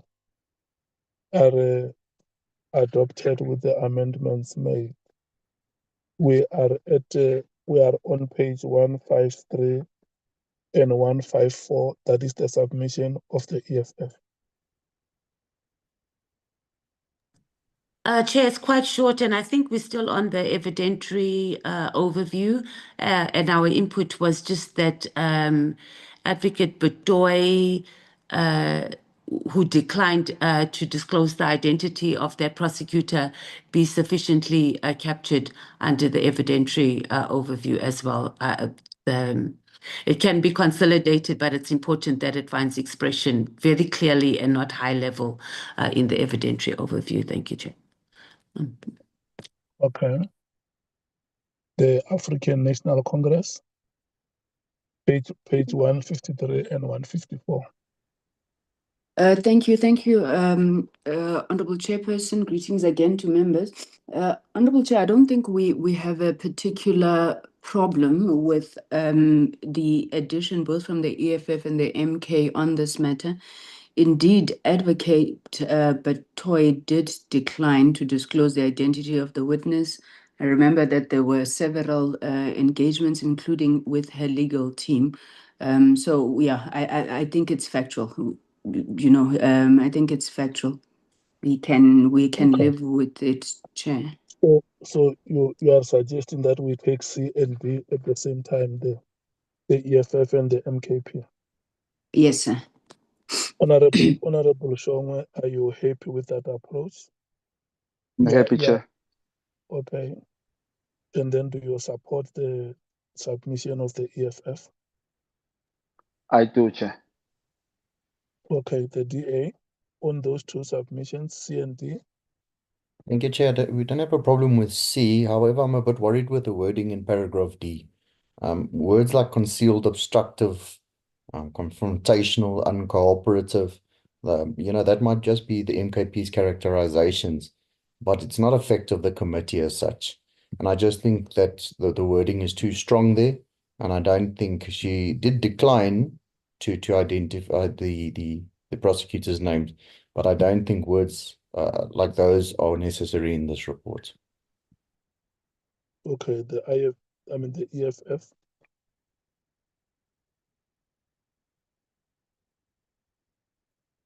Honorable Mathies, do you support the? We support the submission of MKP. But under evidentiary overview, we must just have the consciousness of knowing that we just capture facts, and then it's under our assessment where we can give more an opinion that I would say is more reflected in that, where we say this is our assessment of what Advocate Betoy did. Thank you, Chair. Okay. So you agree that once we use words like those, it's like we're already making a finding. If we want to use those words, we can use them in the findings. Yes, so under the assessment. Here is just a record of proceedings, like you said. Yes. Without any That's my assessment. understanding. Yes, without any assessment. That's my understanding, Chair. The But what IFP, happens is that when we do our submissions also, Chair, it finds expression both. It has to find expression both in the evidentiary overview, and then it also goes into the findings where we use more harsh words. So, yeah. It just needs to be amended accordingly. Thanks. Okay. Thank you so much. The IFP. The PA. No problem, Chair. The Freedom Front Plus. Thank you, Chair. Also agree that those words in paragraph D should rather be at the assessment. But yes, in essence, I do agree with what is written there. Just those assessment should rather be at the other section of the report. The Action SA. Thank you, Chair. I'm back in the meeting. We agree with the input made by MKP. Thank you so much for your commitment. Thank you. Welcome back. We are now on page 158. So the 153 and 154 are accepted with those amendments that members made that were on evidentiary overview, and we do not have to make any findings. So the content team will find a proper way to rephrase paragraph D. Can we then move to 158? My hand is up, Chair. Yes, Honorable Shoma. Thank you, Chair. I kind of disagree, Chair. When we go back where Honorable Souls spoke on the matter of General Mkhwanazi, it was a similar incident where it sounds as if it's a finding. But when I later understood what he said, then it's how the party wants to be expressed. And because we are going to go to the findings platform, I suggest we leave it as it is so that, Chair, when we get there, it doesn't find a lighter expression, because the change of wording here would then change how the meaning should sound and how we felt about it. Because, Chair, we are proven right or correct in the Madlanga when we say that the Upatoi advocate, is it advocate? I'm sorry if I'm not correct. Patoi and Johnson, exactly what they did is what we say here. They never, Chair, and disrespectively so, they never cooperated with us in giving us those required documents, such as Section 27. In fact, she lied to us, Johnson. So let's not change the wording, Chair, if we are going to find space in the next time where we discuss this matter. So I'll propose we leave it as it is, so that the expression doesn't come there lighter, as if we are protecting Abu Patoi and Johnson. That's my proposal, Chair. Thank you. Yeah. What the meeting is saying is that because this is just an evidentiary record, at the time we deal with findings, if you want to make a finding that the witness was confrontational or the witness was uncooperative, the witness was obstructive, the witness was recalcitrant, the witness was pugnacious, you can come and make such findings and hear what the meeting is saying. Well, So Chair, now, for the sake of time, Chair, let's pass, but I don't agree. okay. We are on 158, Honorable Shoma, 158, item D. That is your submission. Can you please lead us there? I'm now relying on the scrolling, Chair, and it's a bit fast for me. There it is. Thank you.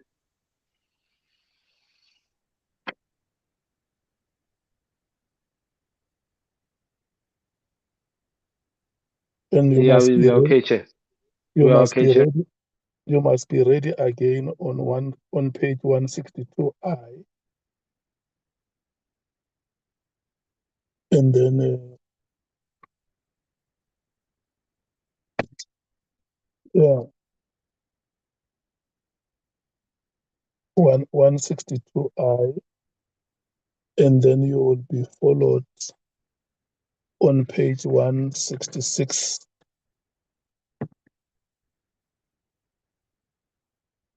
By the EFF. The EFF will come on page 166 and 170. So yours are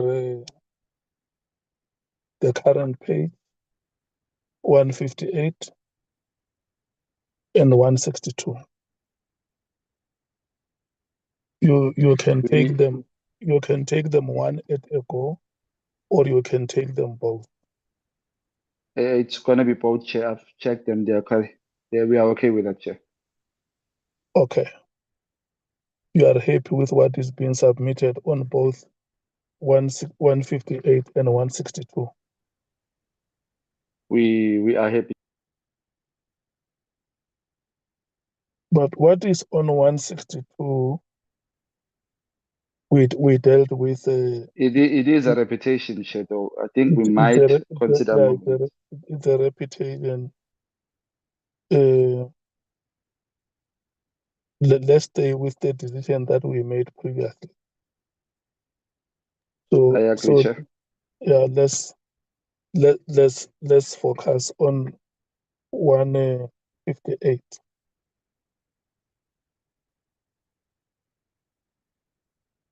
The ANC 158, page 158, item D.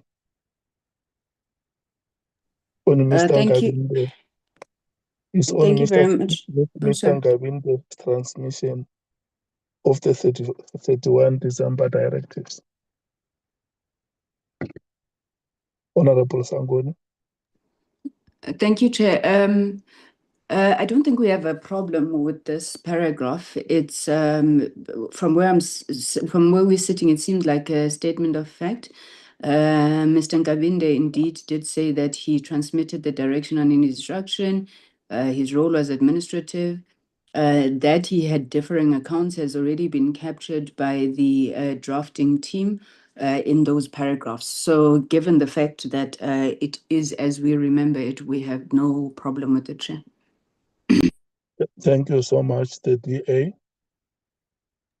We have no problem with that. Thank you, Chair. The EFF. Supported, Chair. The ISP. The PA. No problem, Chair. The Freedom Front Plus. Supported, Chair. The Action SA. We're good, thanks, Chair. Thank you so much. EFF, page 166 and 170.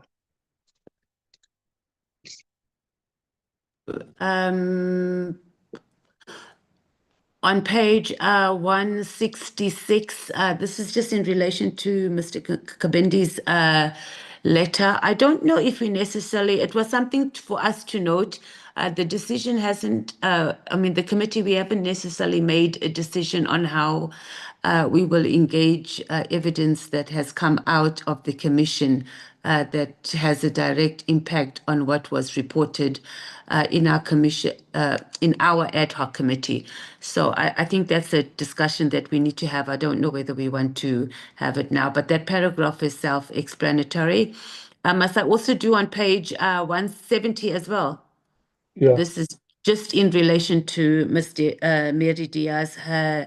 The evidentiary overview is also very high level, and I think it is important that it's properly captured, her oral evidence in our evidentiary overview as well.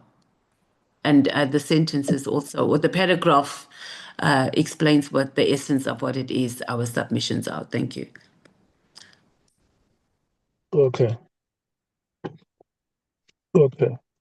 So on 170, you are submitting that it was very, very difficult to follow what Mr. Haas was saying. Yeah. Yeah, Chair, and I think it must find expression in our evidentiary overview, because the manner it will in which also. her presentation was organized, but that she was also all over the presentation. And that the committee should approach such portions of her evidence with appropriate caution. That is what is being submitted on page 170. Honorable members, 166 and 170, those two paragraphs, the African National Congress. In the ANC, you must ready yourself for page 225. After these two pages, we will be on page 225. So now I'm giving the ANC an opportunity to comment on the submissions of the EFF on 166 and 170. Thank you very much, Chair. On page 166, I think we are agreeing with the EFF that we as a committee still have not taken a posture on how we are handling testimony that is coming before the Matlanga Commission, or at least that has been revealed in the Matlanga Commission. This is particularly worrying, Chair, because some of the inputs that are made by political parties are as a result of hindsight, which comes out of revelations at the Matlanga Commission. Now, it becomes a bit worrying for us to, use the evidence that was not presented before us to come to certain decisions. But beyond that, the EFF submission just speaks to Mr. Ngabinde's letter. I'm not sure what chronology should reflect, because we don't have evidence before the Matlanga Commission. But I see that the EFF in the submission says this matter is then dealt with under Advocate Johnson in the Section 27 process. I don't know if that's what we have just gone through now. I suppose, Chair, while we don't have a problem with what's presented here, maybe we are struggling with just the purpose, intention of this particular paragraph. And I think it's important that, as you said, in the Mary Dihas matter, which is the next item, which we agree with, we should exercise not just appropriate but extreme caution when dealing with evidence that hasn't been presented before us. Thank you, Chair. Thank you so much, the MKP. And Honorable Shongwe, once you make your comments, you must quickly go to page 234, because that is your submission, 234 item C. I now give you time to comment. Okay, thank you, Chair. On the EFF submissions on page 166 and 170. Okay, Chair, I'm covered by Honorable Diko, mostly in this subject, because some of these findings are there on the Matlanga, and I think, if I'm not wrong, somewhere we said, especially the issue of General Khan, we somehow stood firm as a collective. We must say we were all in this agreement. And so if we are now talking about the Matlanga evidence, are we now saying the committee can now take reference on what is currently happening at Matlanga? And if that's the case, then I think we should go back in the General Khan issue and state as a committee, what is our view now? Do we agree with what we have agreed on before, he must not come? And referencing to the Matlanga findings. If that's not the case here, it confuses me, this input of EFF. Because to me, I even said we are no different than the Kruger rules. It's ancient. We are referencing on what happened before, and we can't reference on what is currently happening. So if that's the case, Chair, I think we must go back somewhere and state as a committee, we were wrong on not calling Khan, if we agree to that. But I'm content with what they have submitted, Chair. Thank you. DA. Thank you, Chair. It's not that we have a problem with the submissions as is, but we also are concerned you can't be taking information and evidence and statements from another commission bringing it back to this report. So the Malondanga Commission is continuing, and that would mean we would continuously need to update the report then. The report that we are working is with what will happen in the ad hoc committee and must be binded by that, not what revelations come after. Thank you, Chair. Okay. The IFP, the PA. Chair, I disagree with the EFF approach on this one. We should stick to what we as a committee did and found. Thank you. Okay. The Freedom Front Plus. Yes, Chairperson, I think we had this discussion last week as well. We can't reflect on evidence that are now before the Mkhwanazi Commission, and that comes out there. I think that would be improper. So I don't think this can form part of, especially our evidentiary overview of the report. I don't think that's fitting. Thank you. The Action SA. Thank you so much, Chair. Yes, I agree with my colleagues. I even think we discussed this extensively in one of our sittings, where we said that this is an independent, that we have an independent approach, and that we will not rely on the findings and what is happening with the parallel committee of the Mkhwanazi. So I agree with my colleagues that we should remove it. Thank you. What is your reply, Honorable Mathes? Yes, understood.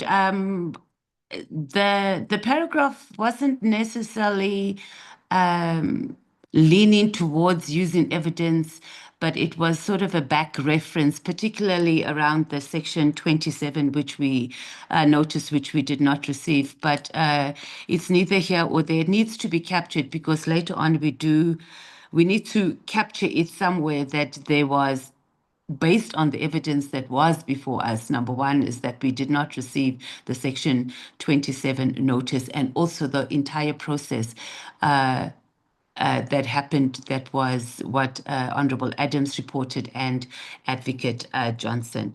But I agree and I support that we do not need to include the Commission as part of it. But the Commission did rely on some of the evidence from us, not that it necessarily needs to be captured in our report. But I'm happy with what we have agreed to as a committee. Thank you. Okay. Honorable members, just to refresh you that you sent me as your chairperson to go and have a meeting with the chairperson of the commission to agree on how we can cooperate and even exchange documents between ourselves. So far, we have not officially requested any documents from the commission, and neither have we interacted with the commission on any of the evidence or materials which would have been presented before them. So what we should do is to restrict ourselves to what we have gathered. And maybe at the end, when we send out the report to the witnesses, because we cannot pretend to be oblivious to what is happening or has happened at the commission. So in case there are witnesses that may have to respond to certain information that would have appeared at the commission, and there is a need for the committee to request the commission to share certain documents with us, the committee can always arrive at any decision that the committee feels it needs to take if we think that there is evidence from the commission which will be helpful. But for now, we have not requested any information from the commission, and let's deal with what we have. So we are going to leave it at that. and then we go to page 225. Sorry to interject. Okay, Nicolette. Just by Ms. Mary de Haas, it's not clearly noted here in red text, but I need to draw the committee's attention to the fact that the EFF submitted that Mr. Haas willfully misled the committee concerning her research experience and academic qualification. So I wish for members just to read through the entire section 12.18 and consider whether agreement is reached on the fact that Mr. Haas willfully misled the committee. And in 13, 14, and 15, then it follows that criminal charges must be brought against Mr. Haas for perjury. If that will be acceptable, Chair.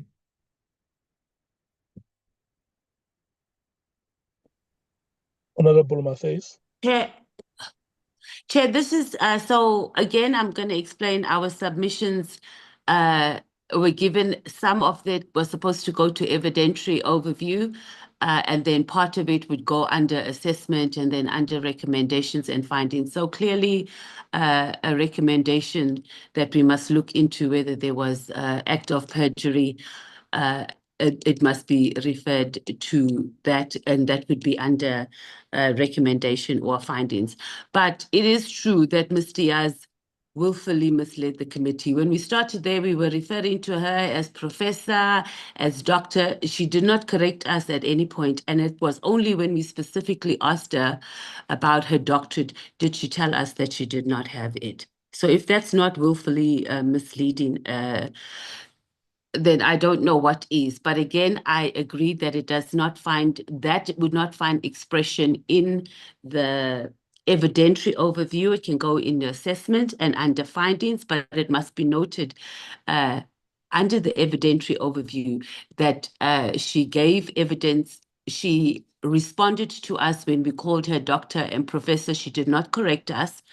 And only when she was asked specifically on that, did she concede that she does not have a doctorate.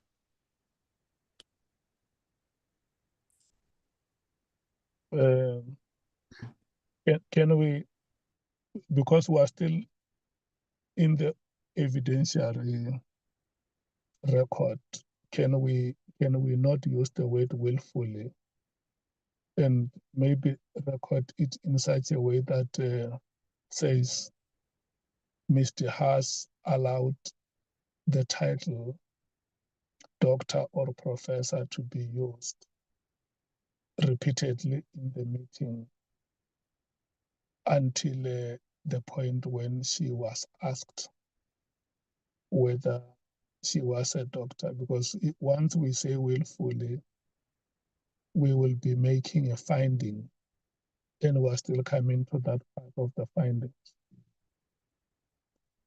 And it will not have been in those proceedings alone. I remember even Minister Mkhwanazi, who appeared before her, called her Professor de Haas.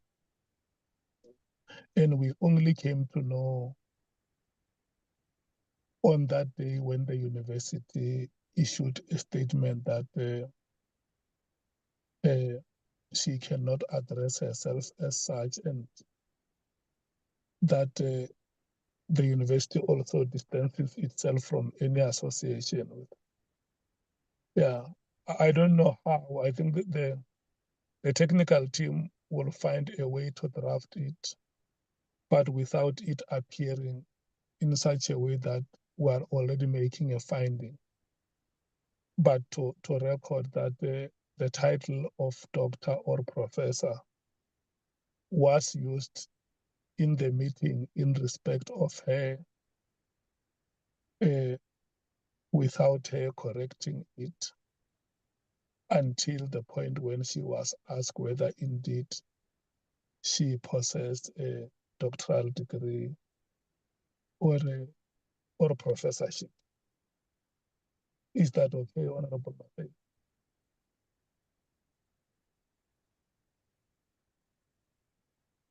We are in agreement with each other, Chair. Thank you.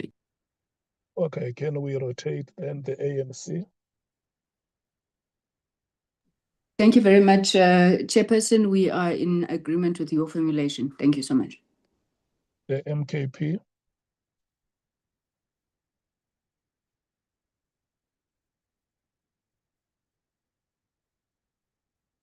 The DA? Sorry, Chair. Sorry, Chair. The button was not present. We are in agreement, Chair. Thank you so much. The DA? We agree, thank you. The IFP? The PA? Chairperson, we agree. I also think that we should distinguish between what she presented as evidence and how she stated she must be addressed. I think it's two distinct things. She misrepresented who she is in terms of her academic qualifications, and that indeed must be looked into. And I also believe it's willful, so it must be put under findings, yes.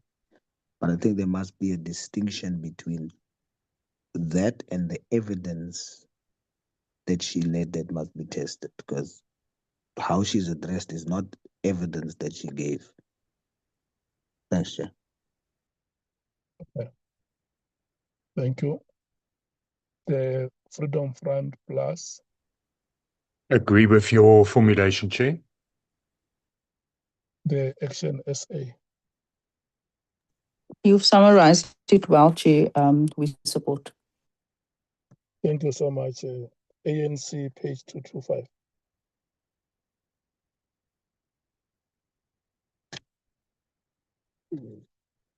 The ANC submitted that the direct allegation against Honorable Kola Barnett was that she disclosed classified information. That is the submission. Are you happy, African National Congress, with that submission? Sorry, Chair. The submission 12 our submission 12.26. 26.4, yeah. Chair, the essence is correct in terms of the allegation that had been put against Honorable Kola Barnett. But I think the way that we had raised it. Sorry, I'm just looking for my notes, Chair. Okay, yeah. We said that the allegation was that Honorable Kola Barnett had shared classified information in the media, probably either as a secondary source or a circulator of such information. But we can live with the way that it is captured, Chair. It is not a problem. Thank you. Okay. The MKP? We have no problem, Chair, how it's captured. Thank you. The DA? Chair, I'd like to revisit this. Come to me last, please. Okay. The EFF? Support, Chair. The IFP? The PA?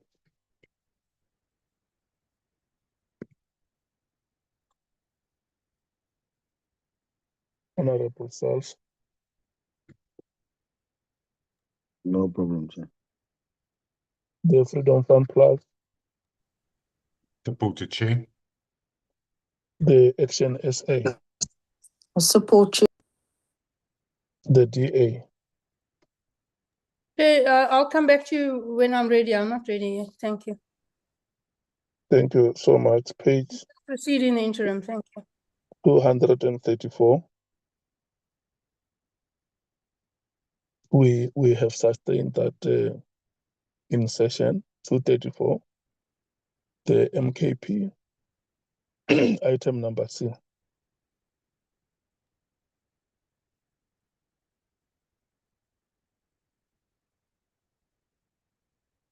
Yeah, we are content, Chair. It's okay.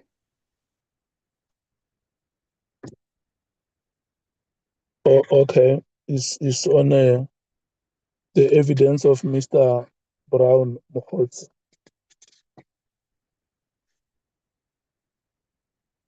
Are we on Hear? Yeah, we're on C, page Chair? 2. I'm on C, Chair.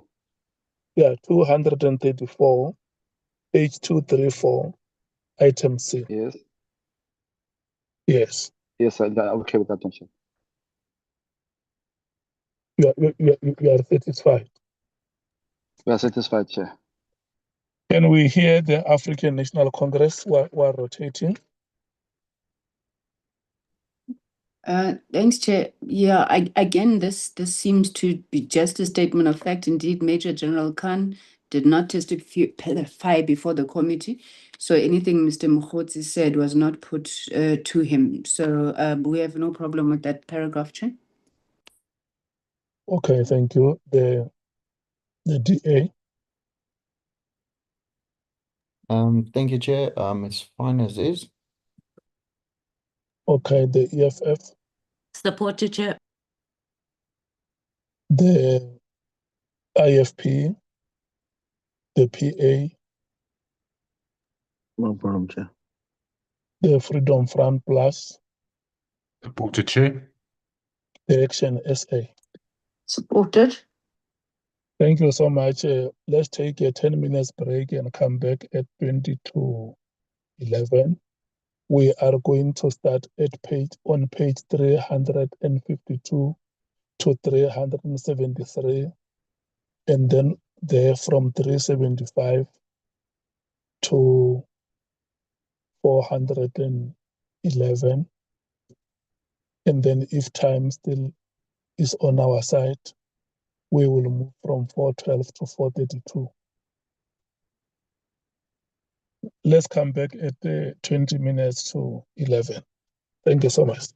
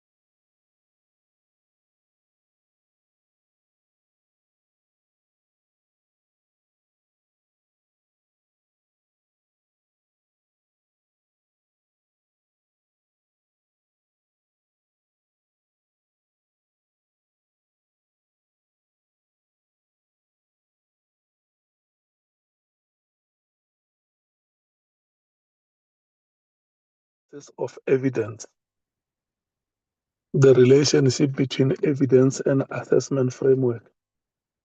That is on page 252. 352 of our report. And the submission that we have there at 13.1.4 is from the PA. Honorable Sals.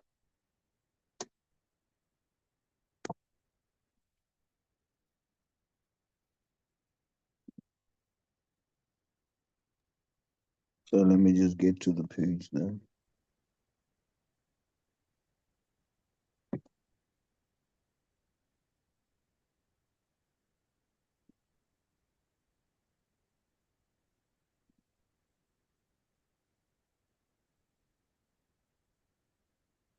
$352. Hello, Honorable Sals. Yes, that's perfectly fine, Chair. Okay. 13.1.4. Okay.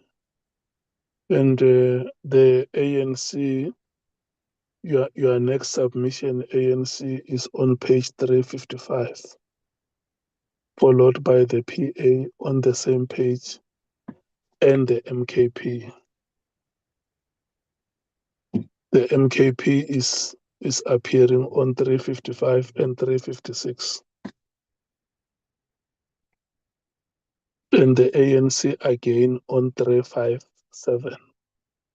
Can we now comment on the as the other parties ready themselves for the subsequent pages? Can we now comment on page 352 on the submission of the PA, the ANC?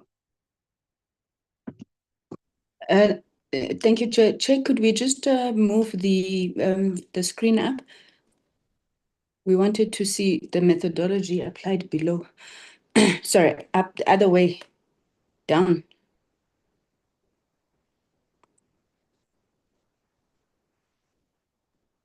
Okay. Thank you, Chair. Maybe just going back there, we thought that maybe there was a methodology that was proposed. This submission from the PA is acceptable to us. We have no problem, but we're not sure whether it is being instructive and asking the drafters to do additional work in terms of distinguishing that this is verified evidence, competing versions, and so forth. But if it is just a statement that says that approach is reflected in the methodology as currently applied, then we find it acceptable, Chair, and we have no problem.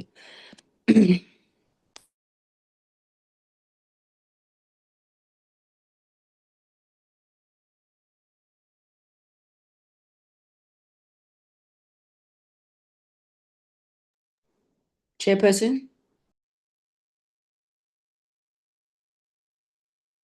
Oh, I'm sorry, I was muted. Thank you so much. The MKP. I'm sorry, Chair.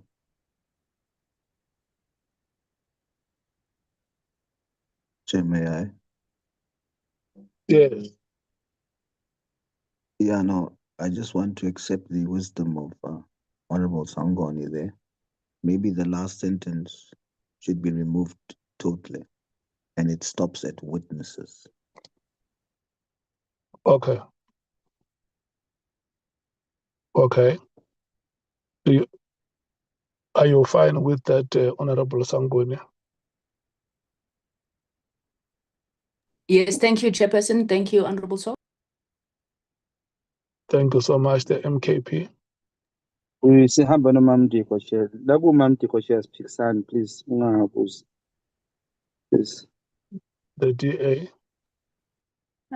Yes, we agree with the truncation to witnesses, and we're also fine with the previous paragraph, 12 point whatever,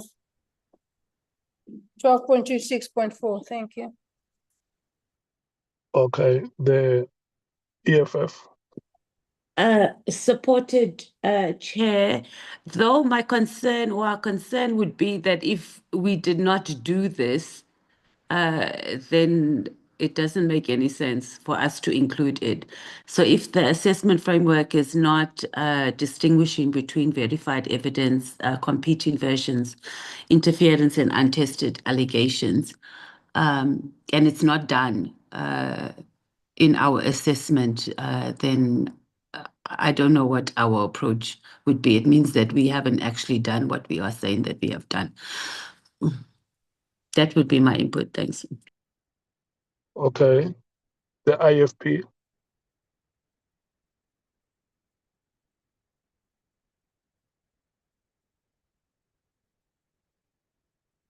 The Freedom Front Plus. Agree, Chair. The Action SA. Agreed. Thank you, Chair. Okay. The last part that says the approach is reflected in the methodology applied below will be removed. 355, the African National Congress.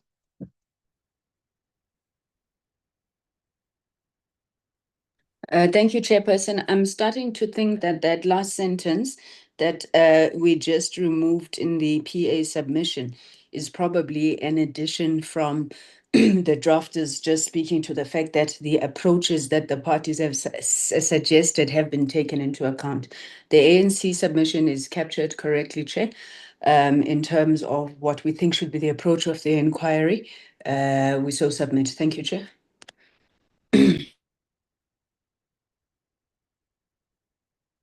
Okay. No, yeah, if the drafting team wants it to be like that, maybe let's check with them. Ms. Van Zyl Gous or Dr. Kok or Ms. Silkstone. Chair, sorry. Can I jump? Sorry to jump in. Can I go ahead? Yeah. That last sentence needs to not be there. I think it was there. It was probably attached to another paragraph, and it's just been put in there by accident. So I would say yes. Let's remove that last sentence. Okay, thank you so much. Can we then take the MKP's comments on page 355? 355, Honorable Shongwe, were on the proposal of the ANC in purple.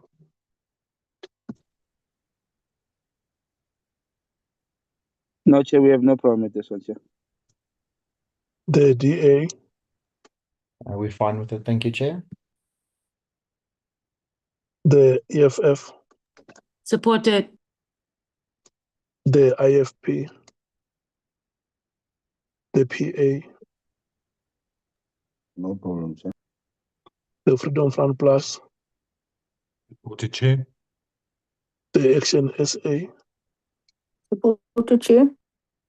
Thank you so much. The paragraph is sustained. The proposal the proposal is accepted. We move to the next proposal of the PA 13.2.9, Honorable Sols. Is it properly captured? Properly captured, thanks. Thank you so much. The ANC. Yeah, supported, Chair. Thank you. The MKP. Supported, Chair. The DA. Thank you, Chair. Reported, and the previous paragraph and this paragraph could almost merge to become one. Just as Okay. Okay. The EFF. Supported, Chair.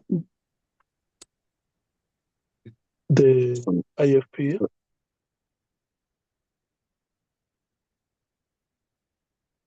The Sorry, Chair. Freedom Front Plus. Supported, Chair. Action SA. Supported, Chair. Sorry, Chair. Honorable Chopper,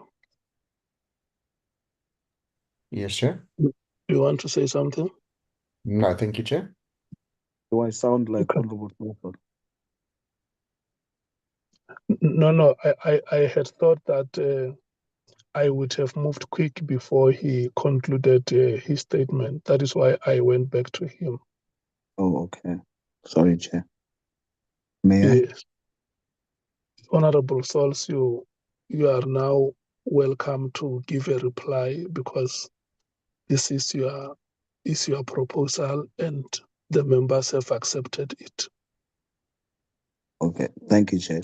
Now, I was just thinking that the last sentence there might serve the same purpose as what we just dealt with in the other paragraph. That it says that approach is reflected in the assessment below. Yeah, it will be taken. Yeah. You Other want than it to be taken out. Yes, please, Chair. Thank you. Thank you so much. It's agreed to. Honorable Shongwe, we go to having accepted the input of the PA, we now go to the MKP 13.2.10. We are happy with how it captured, Chair. Okay. The ANC. Chairperson, ordinarily I always want to agree with the Honorable Shongwe. But we were of the view that we are working on the report, and therefore referrals to previous drafts of the report in the final draft, it doesn't quite make sense, Chair, because this has been a work in progress. So if we were to add that particular paragraph while we're still working on the report, we're making reflections on I don't know, I'm not sure what purpose it serves, because the report that we are working on now is the report of the committee, not the earlier drafts. But we stand to be corrected, Chair. In which case, we may accept it, but there is no earlier draft of the report. This is the report that we're working on. Thank you, Honorable Chair. Okay. The DA. Thank you, Chairperson. Actually, Honorable Sangoni has captured what I also would want to have pointed out, and I just don't think that this paragraph should be included at all. The EFF. Support Honorable Sangoni's input, Chair. Thank you. The IFP. The PA. Support, Chair. Thank you. The Freedom Front Plus. Support Honorable Sangoni. The Action SA. Agree with Honorable Sangoni. Thank you. The view is that the report, the submission is not sustained. Honorable Shongwe, what is your reply? The vote here needs a Chair, but the view is sustained with there is a previous draft, Chair, that we are correcting. I don't know whether we should pretend as if it was not there. It was there, Chair. The one that said Abokanba innocent. So we are also correcting such mistake. But if the view of the House is to change, maybe we can look into that, which it can be drafted differently. Yeah, the paragraph is not sustained. If you have any other proposal, you can make it. It will be considered as we Noted, Chair. go ahead. African National Congress 357 and 358, and the MKP is 359. So let's take 357 ANC, and then you will come back to 358, and the MKP will follow you at 359. Are you happy with what is being recorded for you, ANC, on page 357? Sorry, Chair, could we move to page 357? I'm also trying to run it on the side here.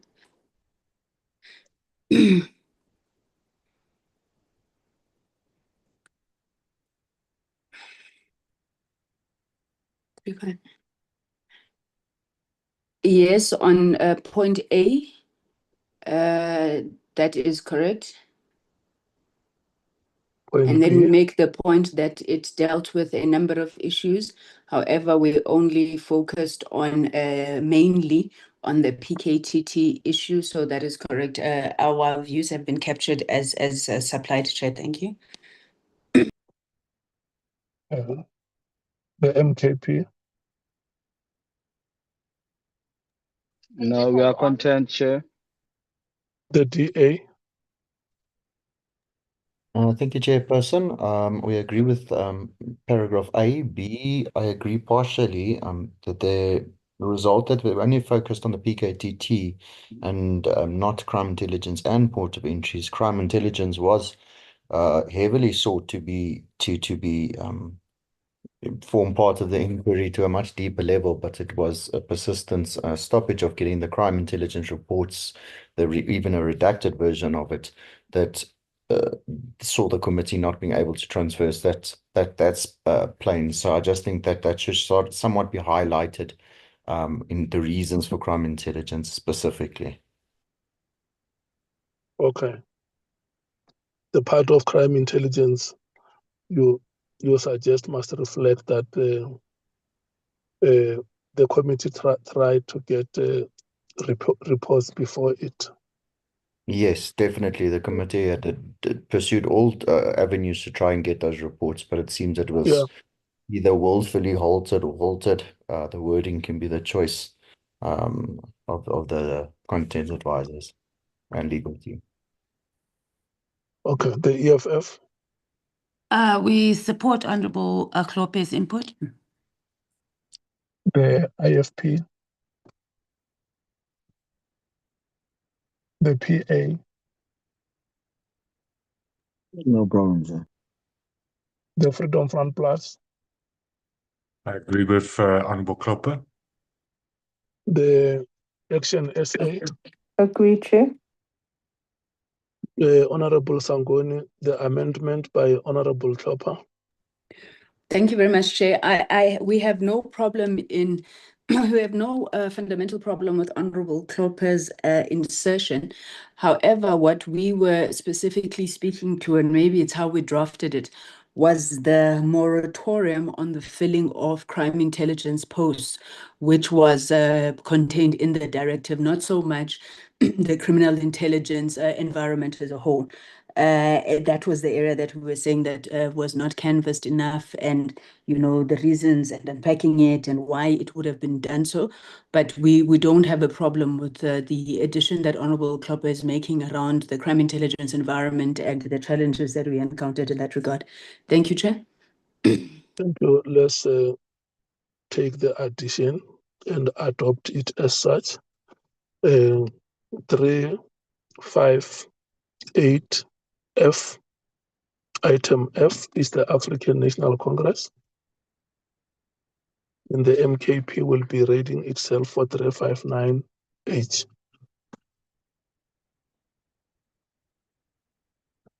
Yeah. Honorable Sangoni, we're on 358F. Is the ANC happy with the record that is there of its submission?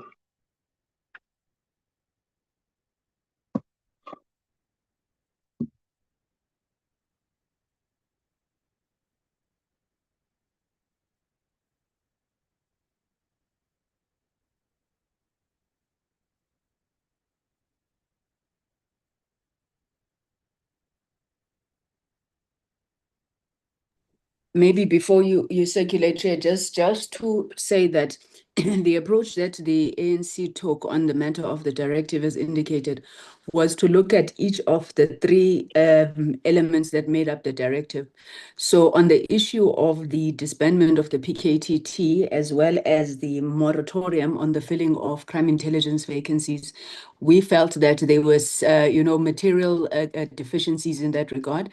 The record that had been provided to us did not speak to, the legal authority, as we said here, who was consulted, whether there was a performance and operational assessment, the risk to active investigation. So we are making that point there. We then say, the directive itself came with high-level conclusions and, some issues that sought to be supporting documentation and things of that nature were advanced by the minister later. So we felt that, and this point had been referred to earlier, we felt that we could not conclusively determine the authorship and development of the document. You remember there was a discussion earlier where there were uncorroborated reports where Mr. Mkhwanazi said Advocate Pikoli had drafted the letter. The minister said he had drafted the letter. So we could not come to a definitive view on that.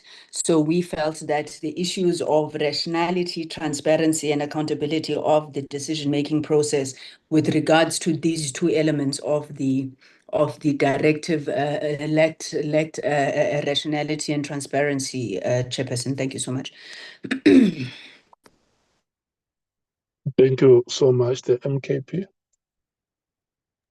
So we accept it as it's explained better now. We have no problem, Chair. The DA. Thank you, Chair. It's accepted. The EFF. Agreed to, Chair. The only not necessarily an addition, but I think what should come out a bit more clearer in that paragraph is that ultimately the minister insisted and persisted that that the directive was directly from him and he was not influenced from any outside sources. But we do take it that there was contradictory evidence in that regard. On how the original or where the letter originated from and the rounds that it did before it was actually issued. Thank you. The IFP, the PA. No problem, Chair. The Freedom Front Plus. Fine with that. Thank you, Chair. The Action SA. Good, thanks, Chair. Thank you so much. MKP 359. No, we are content. Can I respond, Chair? Okay, before Honorable Shongwe, can we get the reply of Honorable Sanguni? No, Chair, it was just to affirm that we do agree with the addition from the EFF. The minister indeed did insist that he wrote the letter, as we're saying, despite the contradictory evidence. So we support that addition. Thank you so much. Thank you so much. The paragraph is accepted and adopted with those additions.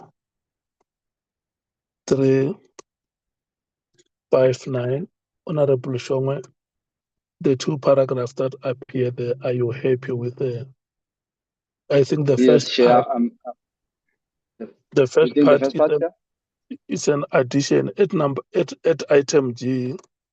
It's an addition, and then you have that subsequent paragraph that is also being submitted by the MKP. Are you happy with how it is reflected in the report? Happy, Chair. Okay. The ANC. Thank you, Chair. Chair, we agree with the first part of the MKP submission. However, we don't agree with the timing giving rise to uncertainty. The ANC accepts the minister's explanation that the 31st of December is a normal working day in the South African Police Service, where there's issues of mode of communication and absence of an agreed implementation process that we're happy with. It's just the word timing that we don't agree. And then on H, Chair, I'm not sure. Maybe Honorable Shongwe can just expand for us a little bit, just on this issue of the identified material concerns by the evidence leaders. It is possible that we may not have picked up that issue of material concerns that are attributed to the evidence leader. We may just need further explanation, but the rest of the paragraph, Chair, that is agreed to. Thank you so much. Honorable Shongwe. Thank you, Chair. I think what we're trying to explain there, Chair, is that I think let me first say, because now the report is drafted differently, the findings are coming in a bit later. I think we were a bit forward in this material findings, because those are our findings in terms of what we found. And so I would say maybe a redraft or an amendment of that sentence can be done, Chair, because we are going to do findings later at a later stage, Chair. How do you reformulate it?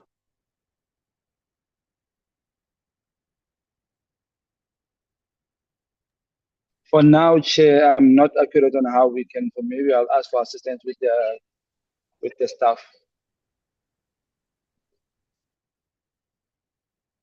Okay. Can I check the technical team? Are you able to capture the essence of what is being suggested here? Chair, yes, we can. We'll just look at we'll have a look again at the evidence leaders, what they say, but it's really around the point is that there were concerns about the consistency and reliability of aspects of the evidence presented. Not to say that they were, that we assessed that there were concerns around that. Okay. The DA. Thank you, Chair. For the most part, we accept, and maybe to change the words of material concerns to material differences and qualifications and aspects to the minister's evidence. Thank you, Chair. Okay, the EFF. Chair, I think the word, so the paragraph starts in G, obviously, the highlighted part is in green, but I want to make a recommendation that we say, where it says the date of issue was not by itself unlawful. We can't make findings of lawful or unlawful regardless. So to say that it was not unlawful, we're making a finding on something we don't have a mandate to do. But my recommendation would just be that the minister stated that the 31st of December was an ordinary working day, and that we removed that part about the date, in of itself was not unlawful. Thank you. And then we agree that we agree with Honorable Shongwe that some of this obviously will find its expression under our findings and recommendations. The IFP, the PA, No problem, sir. the Freedom Front Plus. Thank you, Chair. Agree with Honourable Matthys, and also agree that some of it can find expression in the findings. Thank you. Okay, the Action SA. We've got, thank you, Chair. We're covered. Okay. The suggestion to reformulate the paragraphs have been made and supported, Honorable Shongwe, that the date of the 31st of December is an ordinary working day in the SAPS, and that the second paragraph as well can be reformulated, and part of it which does not belong here will be accordingly placed correctly. What is your reply? I agree, Chair. Thank you so much. We are moving to page 360, the African National Congress.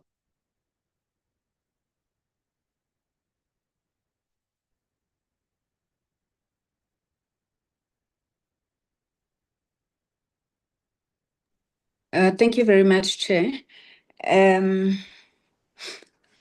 Yeah, I think we've tried to make this point before, Chair, when we spoke about various elements of the directive rather than the directive being seen as one singular whole. And I think that when we come to findings, you will see why we have made that point, where we think that some parts of the directive may have been irrational, but other parts where, for example, the issue of the intervention at the Border Management Authority, we thought that it was a correct intervention by the minister. So this paragraph is really about trying to affirm the point that that directive should not be seen as a composite whole, but looked at in terms of each of the actions that it directed. And yeah, in the findings, we then say not all of them were irrational. Thank you very much, Chair. The MKP. No, Chair, we find no problems in this one, Chair. We accept it. The DA. Thank you, Chair. Yeah, it's fine. The EFF. It's fine, Chair. I'm just, and you might have to come back, or we might do engagement a bit later on saying that the directive in relation to the ports of entry component, that it served public interest. I don't know if we had enough evidence or we engaged enough on this matter to be able to state that it served as public interest. So maybe I'm in agreement that we should look at the directive as submitted by the ANC differently and not pile everything in one, that everything, the entire directive was irrational. But I'm not comfortable that we say that the ports of entry component served in public interest. We did not engage enough on this, and we've just had a discussion that it was something as a committee we did not investigate or inquire on to the extent that we could say that it served public interest. Thank you. Okay. The IFP. The PA. No problem, Chair. The Freedom Front Plus.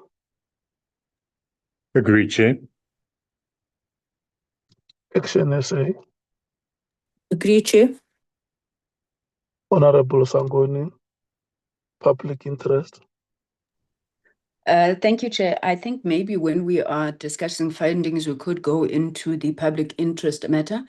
Our submission had broken down our argument in that regard as it relates to the functions, responsibilities of both the Border Management Authority as well as SAPS. And we even have in the documentation further down recommendations on each over and above what what was implied there. So with your permission, Chair, we are happy that at this point, maybe we don't make a finding, but indicate our view that they should be assessed separately, as we said, and that when we then come to findings, we can make that point once again. Thank you, Chair. The submission is generally agreed to, and then the purpose of public interest will be deliberated upon, like you suggest.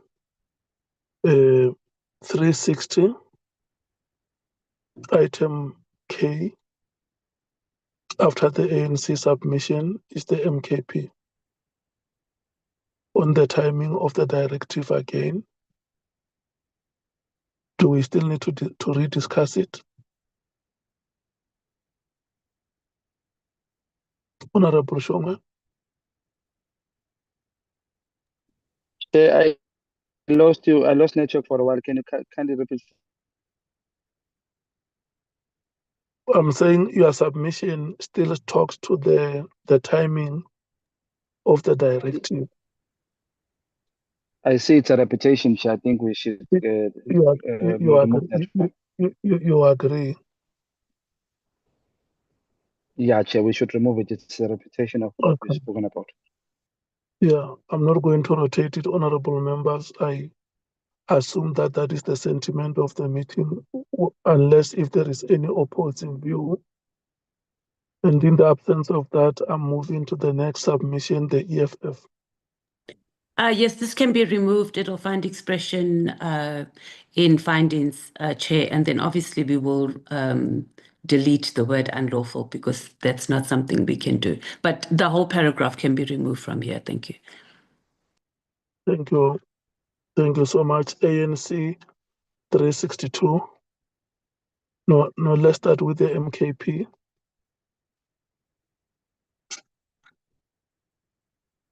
On 362. 361, I'm sorry.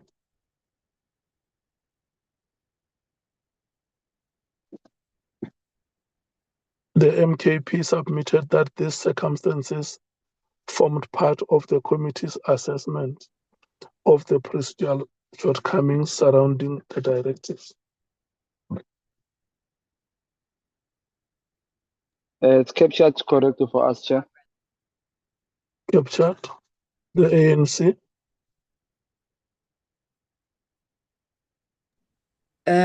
Sorry, I'm assuming these circumstances, Chair, refers to the preceding paragraphs where we had just discussed. So we don't have a problem with that paragraph. Thank you.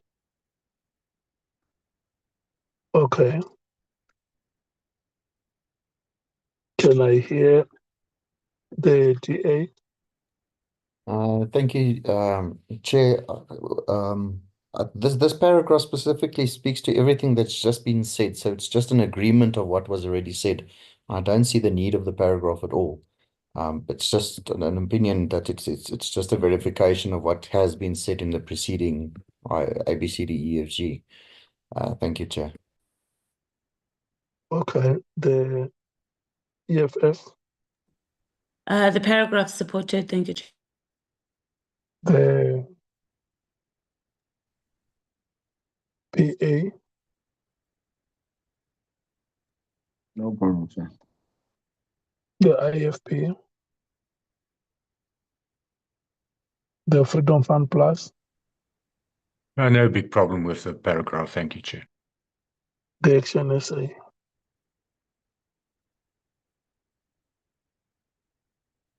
No problem. Okay, the paragraph is accepted. The African National Congress, the directive, ports of entry and border security capability. Is this not a repetition? Honorable Sangoni? No, it's not a repetition, Chair. I think we are where I was saying that we had explained ourselves further down, where we had said on the 3 items in the Minister's Directive, one of them was on this issue of ports of entry and the border security capability. We were of the view that that component of the directive was unlike the PKTT and the crime intelligence components. It asked the National Commissioner to review the impact and efficiency of SAPS personnel at ports of entry. It asked him to develop a plan to address security challenges, what SAPS must do, remedial action, how personnel must be rotated. So all of this were a directive to the National Commissioner raising concerns that the minister has, which we believe were legitimate, and asked the National Commissioner to respond appropriately. So unlike where it was directing withdrawal of SAPS or anything of that nature, we think that this component of the directive was well within the minister's purview to do so. And we felt that it was important for the work of strengthening border management, Chair. Thank you so much. Thank you. The MKP.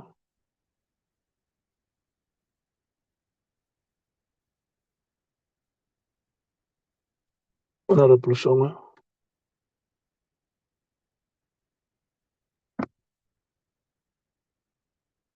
The DA.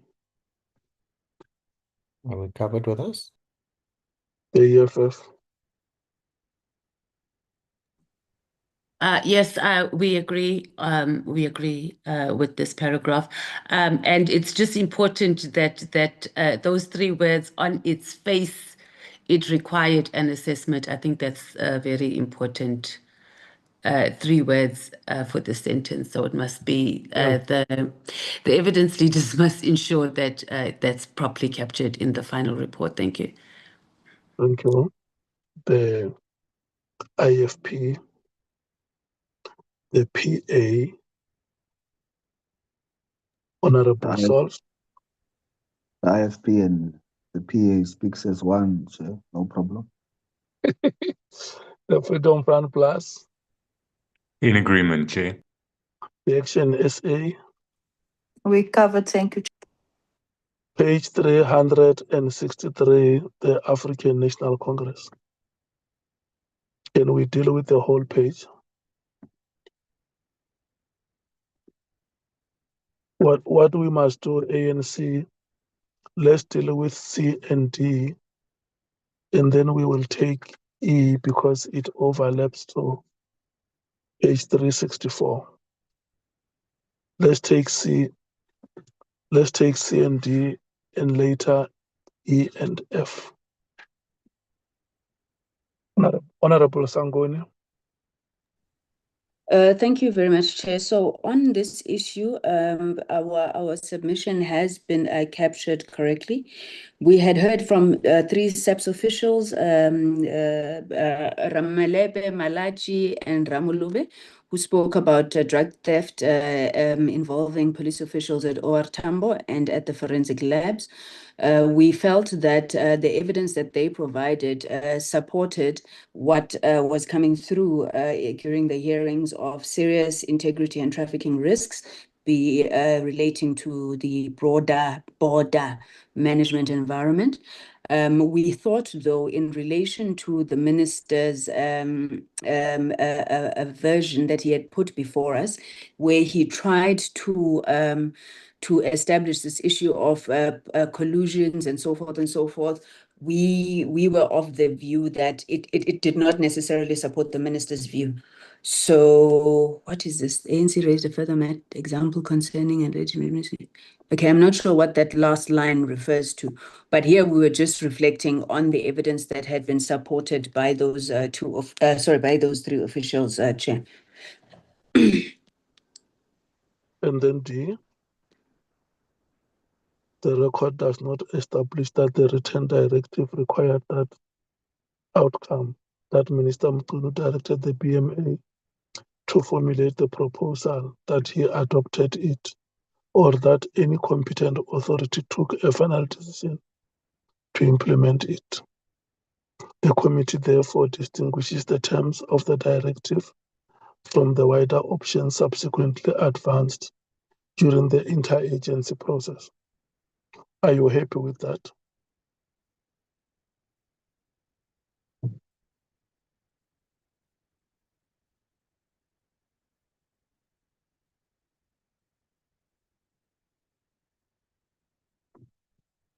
Yo, I'm sorry, Chair, I'm talking and I'm muted. No, we're happy with that submission, Chair, as well as with point E, where we said, having identified all of the risks above and supported by some of the evidence that would have come through. This goes back to the same issue that we're raising on that component of the directive relating to the Border Management Act. We then go further and unpack the legal authority upon which we base our decision. And we say that there are currently some functions of both the SAPS and the BMA as contained in law that are currently duplicated. We didn't agree with Lieutenant General Musigidi's assertion that, the BMA seems to be misplaced, that some issues of it cannot be legally sustained because they do have, or at least they are supposed to have, a very clear and distinct mandates between the SAPS and the BMA. So we then make a proposal here. I'm not sure if this is where it should be, but it has been captured correctly that the portfolio committees on police and home affairs, as well as SAPS, must firstly consider this issue of responsibilities, but then the issues of vetting and lifestyle audits. Okay. And then F, Chair, I think we've already made this point already, if I'm not mistaken. Separating this particular directive from the rest. And then we then explain why we believe that it was within the minister's ambit to make the decision that he did, and put that in writing to the National Commissioner. Thank you very much, Chair. Thank you so much. I see that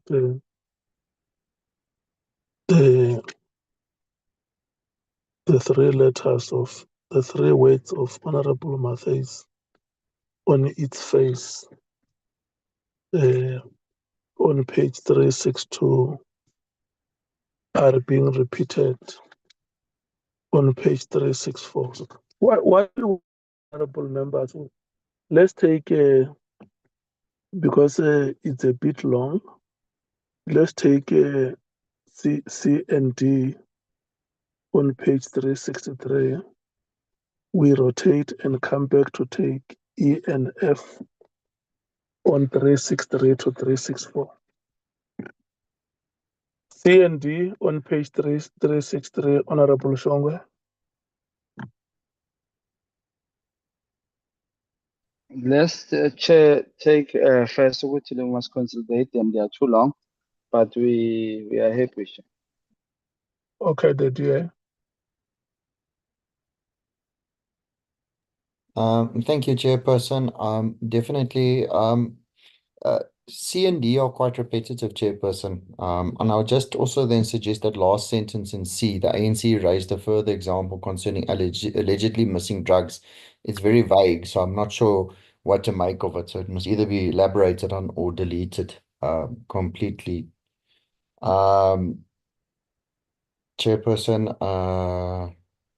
yeah, that for now, that is, the rest is fine for now.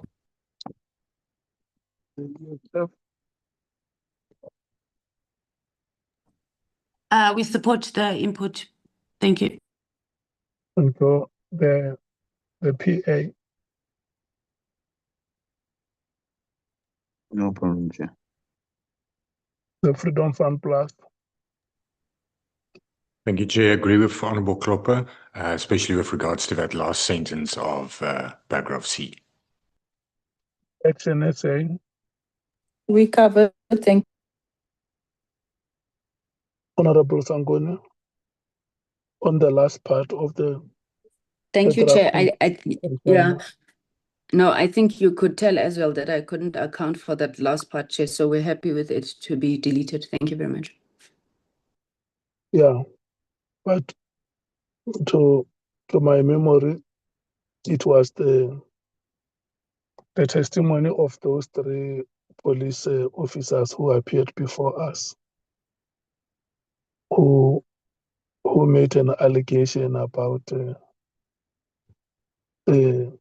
the missing consignment, but we can live without it. It's okay. The meeting feels that it must be taken out. Can we then move to E and F?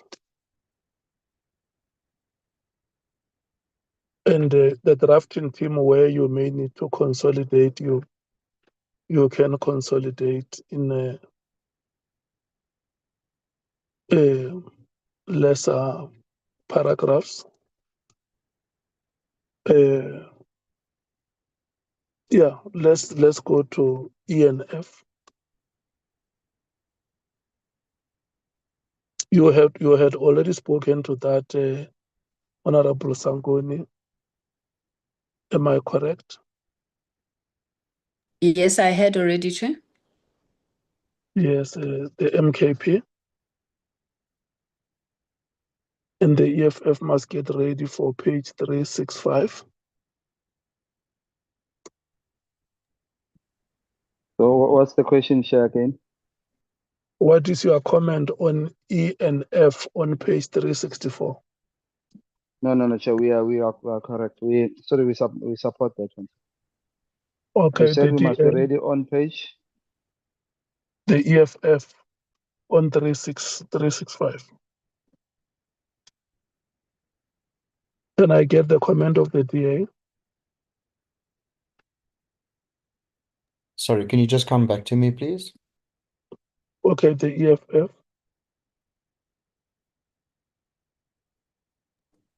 Supported, Chair. The IFP. The PA. No problem, Chair. Freedom Front Plus. Supported, Chair. Action SA. Supported. Honorable Chopper. It's fine. We'll support. Thank you, Chair. Thank you. The next is the EFF on 2 pages, followed by the ANC and then the MKP. Can we move to the EFF, page 365?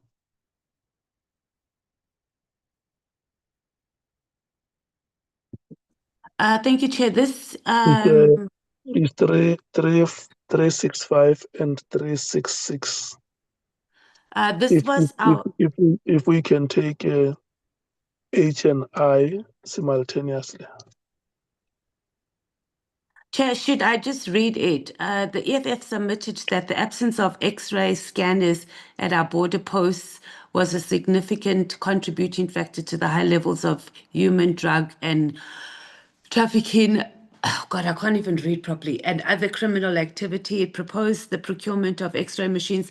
So some of this actually finds expression in our recommendations. I know that it's captured here, but when we did our submissions, it was both on what we would like captured in the evidentiary analysis, also what should be captured in the findings and the recommendations. But this speaks specifically that as a committee, we would like Parliament or the National Assembly rather to be able to give directives that the issue of these X-ray scanners must be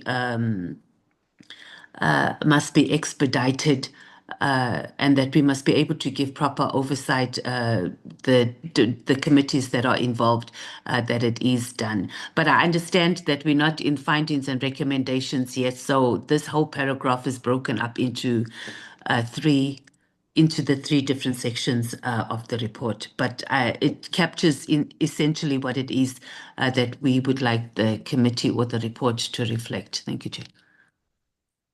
Thank you so much. Can I hear the comments? Also, Chair, also on I, it was also just, and this is probably also something that goes under our recommendations or findings as well. But it was important that in the evidentiary assessment, it finds expression, so it doesn't look when we do findings and recommendations, it hasn't found expression both in the evidentiary overview and the evidentiary assessment.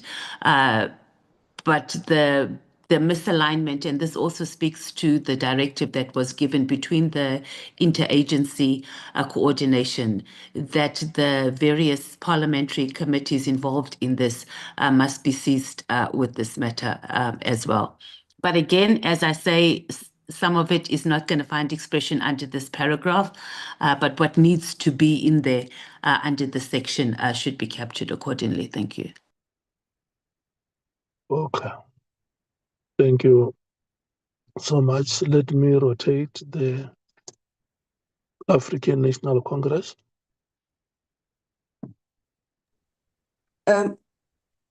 Chair, we don't have a problem with the essence of the presentation.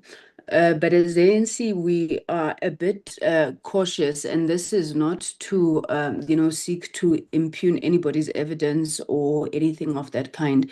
We assume that the EFF would have made its observations based on the evidence that had been given by Lieutenant General Mkhwanazi that there's only one scanner in the country. should, because that was never tested beyond that, should it be that, there is really only one scanner in the country? Of course, we agree with the EFF recommendations, but we are just cautioning against making, conclusions where we had not tested that allegation beyond that. But we have no problem with it remaining, Chair.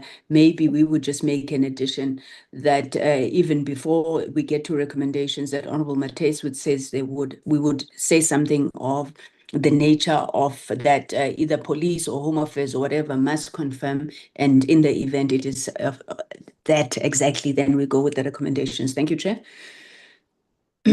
Okay. The MKP. I agree with you, Mkhwanazi, without waste of time. Thank you. Okay, the DA. Thank you, Chair.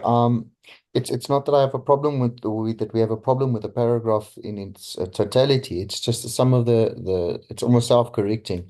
So in this paragraph, it says the absence of X-ray scanners at all border posts was a significant contributing factor to high levels of human, drug, and contraband trafficking.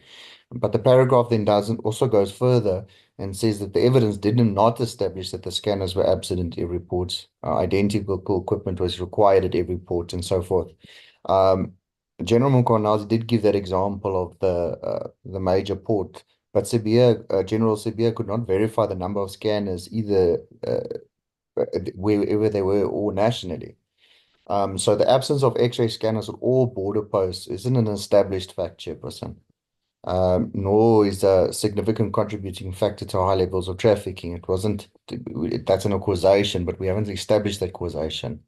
Chairperson, the last thing I would just want to say is all the requirement purchase identical scanners for all border posts within 6 months is more policy proposal and is not something that the evidentiary record proves is technically appropriate or even achievable.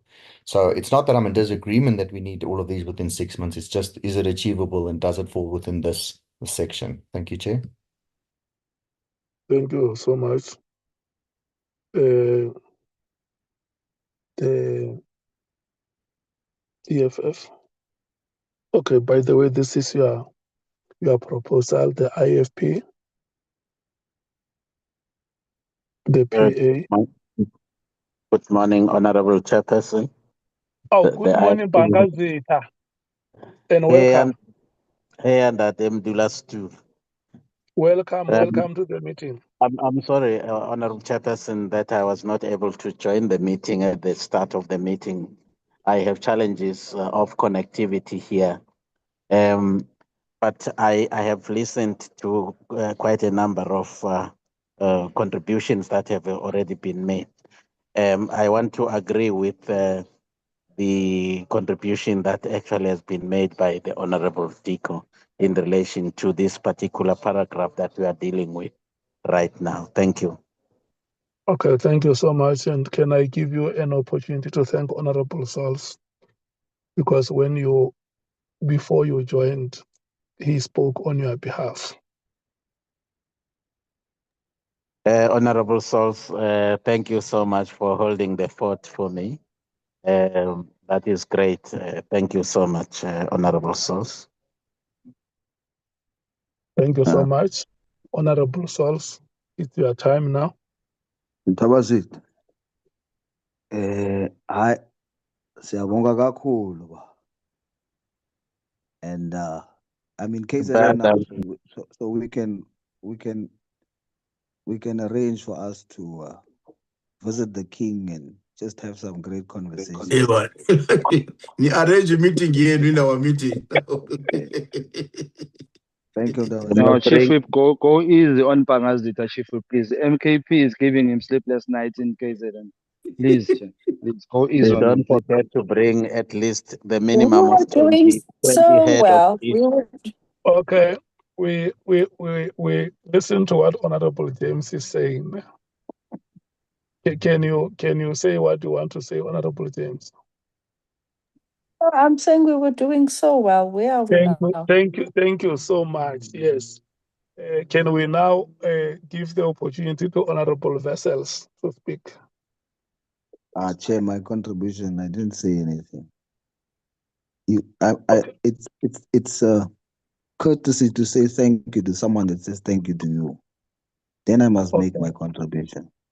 Okay. No, I thought you were exchanging your contribution for pleasantries.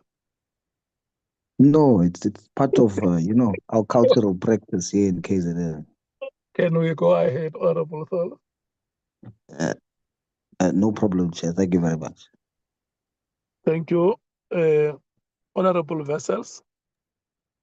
Thank you, Chair. Chair, I agree that there's a contradiction in this paragraph, and also that it's more of a conclusion, a finding, than the actual evidence. I think that it should be reworded in terms of just reflecting what the evidence did convey to us, and then part of this should rather be moved to and shifted to the findings section of the report. Thank you, Chair. Especially with regards to the 6 months proposal as well. Okay, Honorable James. I'm covered by Honorable Vessels. Thank you, Chair. Thank you so much, Honorable Matthys. You had the proposal for reformulation. Yes, we were aligned. That was also what I had, or what we had suggested. And we explained why it finds expression the way it has in the manner in which our submissions to the content team was done. But we are aligned in that regard. Okay. Thank you, Chair. Thank you. 367, the ANC.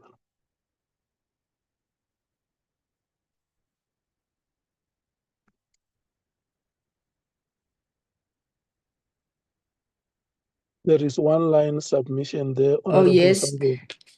Yes, Chair. It's a one-line submission where we are making the point that there still needs to be greater clarification of strategic direction and operational control and the interpretation thereof.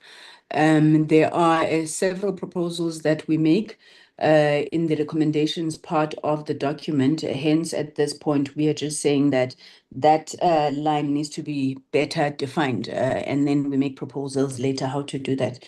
Thank you, Chair. Thank you so much. The MKP.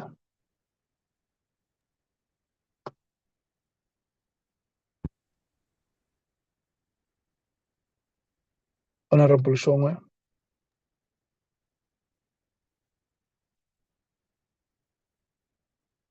The DA. Chair, can you hear me? Yes, we can now hear you. Yes, we have no problem, Chair, with that one. Thank you so much. The DA. Thank you, Chair. We agree. The EFF.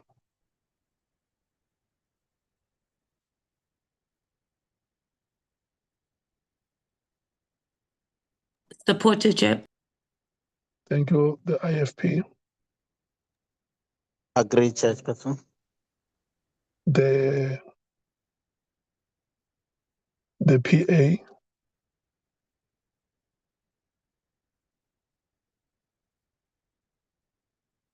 Honorable Sauls.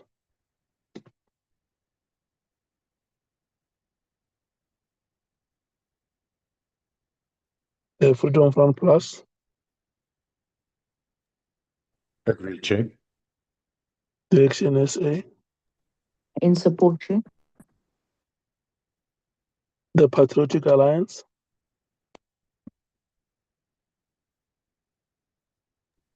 Yeah, you calling me? Yes. No, we're good, Chair. Thank you. Thank you so much. 368, Honorable Shongwe. Chair, no, I have no problem, Chair. You are happy with what is recorded there? Exactly, Chair. Okay, the ANC.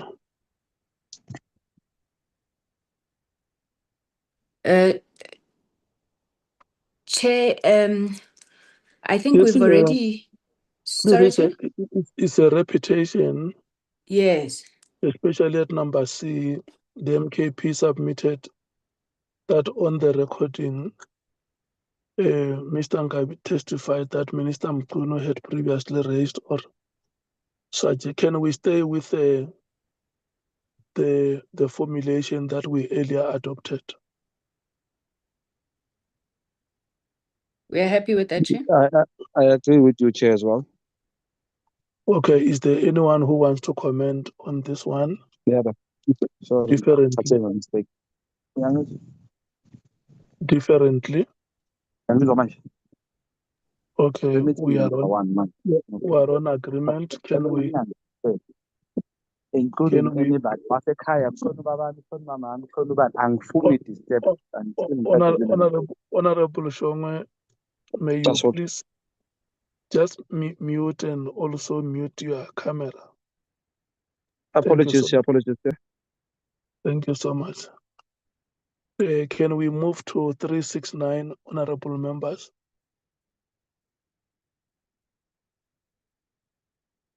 Is the MKP again? Honorable Shongwe, 369E.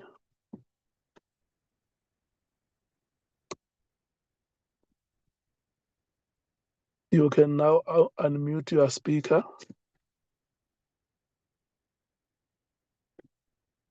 Hey, network yang Chair. Now we are content with this one, Chair. We're on 369E. Yes, Chair. We are content with this one. MKP submitted to Minister Mkhwanazi. Yes, Chair. We have captured correct. Okay.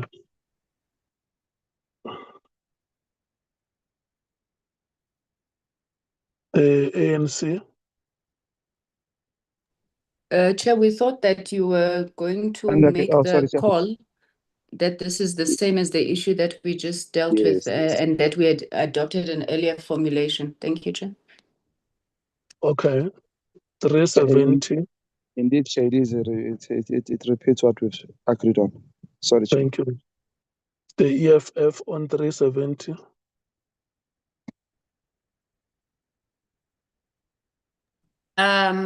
Chair, this is just for us to note in our report that there were differences between Mr. Nkabendi's statements and explanations, and that it also included concerns regarding his relationship with Mr. Mkhwanazi. And it warrants consideration.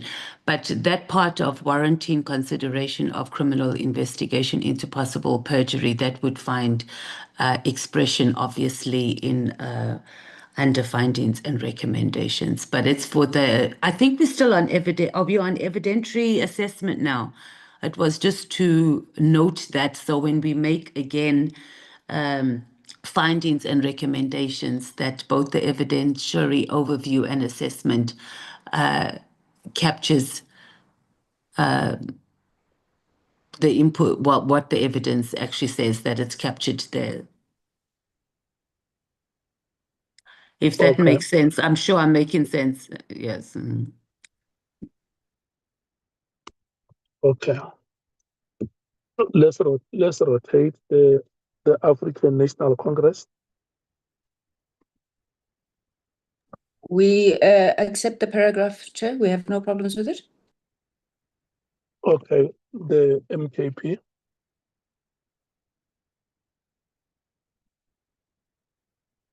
Honorable Matthews, you must be ready for 372 and the MKP 373. Honorable Shongwe on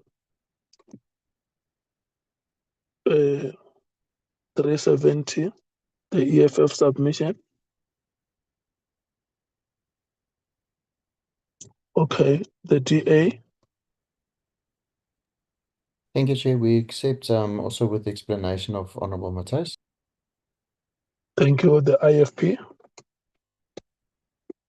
Accepted, Chair. Thank you so much. The PA. No problem, Chair. Thank you. The Freedom Front Plus. Supported, Chair. The Action SA. Supported, Chair. Thank you so much, Honorable James. Can we Check, Honorable Shongwe, do you have any comment on the EFF submission on 370?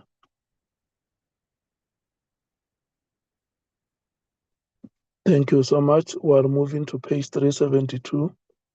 E and F, that is the EFF. It will be 372 and 373. Yeah, so we'll, sorry, Chair. Honorable Matthews, are you happy with the record? Yes, though obviously it would need to be reworded and consolidated to reflect a committee report. But the whole point here was just to that the record needs to reflect that the minister himself submitted that he relied on complaints from Mrs. Diaz and Mashallah. And that there was nothing credible in him relying on it because he didn't investigate any of the complaints that that they had made and whether it was even sufficient or credible a source for him to do that. So it just needs to find expression in the report that that was his testimony in regards to him partly relying on this correspondence to give the directive, specifically in regards to the PKTT. And both the witnesses, when they appeared before us, gave quite detailed or spoke to a large extent regarding the PKTT and the functions of PKTT, though it wasn't tested whether their source was reliable or not. Thank you, Chair. Okay, thank you so much. The ANC.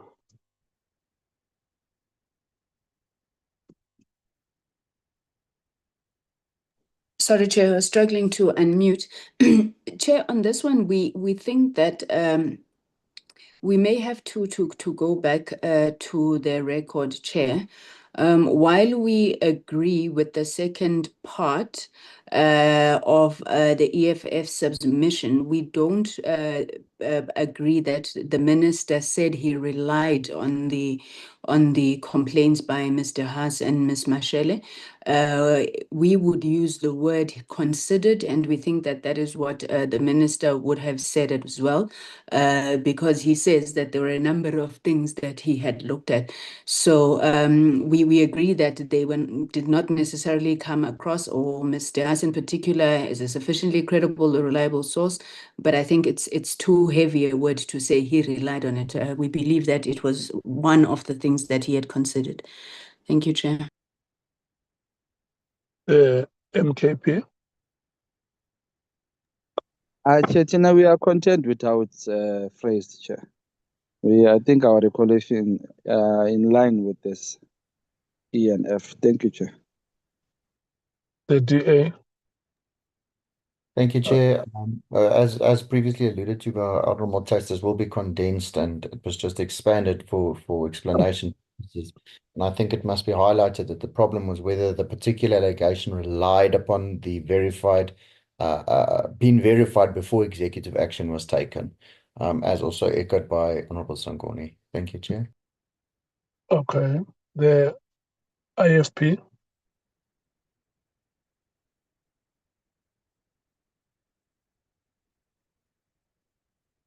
The PA. Yeah, Chairperson, disagree with relied upon. Considered is better. Thank you. The Freedom Fund Plus. Covered, thank you, Chair. Action SA. I'm covered, Chair. Honorable Matthews. Thank you, Chair. It says, yeah, we can relied. use, yeah, I don't know. It says here, it doesn't say relied solely, it says relied partly on. And the minister even submitted Mrs. Diaz's complaint as part of his annexures to his sworn affidavit. So that is important to note So he did. He relied partly on it. It wasn't the only thing, but he didn't consider. He relied partly on it. And her complaint was there in his package that was part of his testimony before us. So that must come out. But we can't say considered. He relied partly on it. And her complaint was there. It was part of his package. Okay, we will consult the record. If the minister himself says, I relied, we will use that word. Relied partly, not solely. There's another word that follows, Chair, partly. Yeah. But I think we can go with considered if it's going to be a train smash. But it must come out that he did. He even submitted Mrs. Diaz's complaint to him as part of his annexures, and he read it out as well.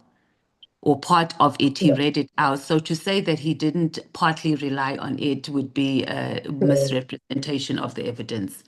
The meeting generally agrees on the word considered. And if the minister said relied, we will reinstate the word. But for now, let's go with considered. And we move to page 373G, the MKP.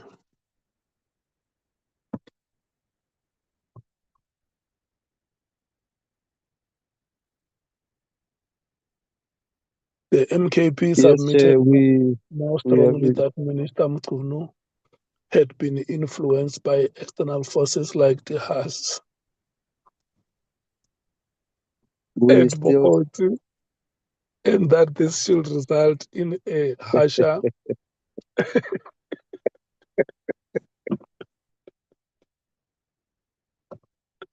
Okay, Honorable Showe. No, Chair, it's captured correctly, Chair. Okay.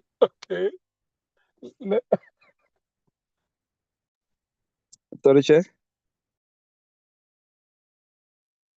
No, I was saying let's take the ANC. Yeah, no, Chair. I think Honorable Nduli must come in on this one. Chairperson, but there's something that's bothering me on this page, and I suppose it's on all pages. I didn't check. Why is the Poor Democratic Alliance written as the Democratic Appliance? What is happening there?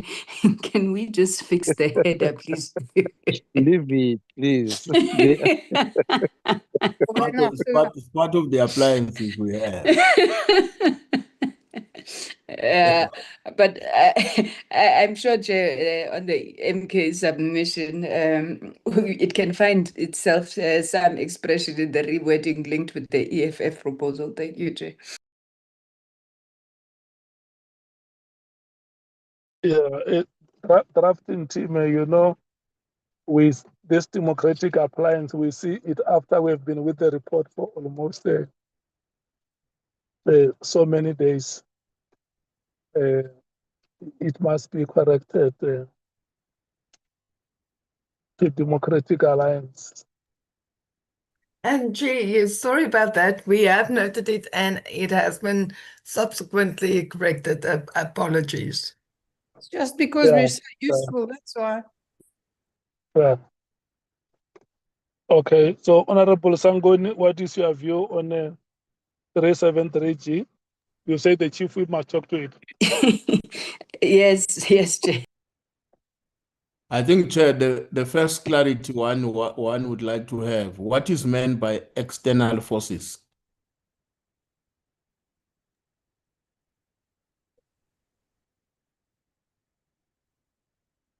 That's the clarity that one is seeking, Chair. If we can clarify, the MK part submitted more strongly that Minister Mkhwanazi has been influenced by external from where? Is it a reference to them not being in the police, or in what sense?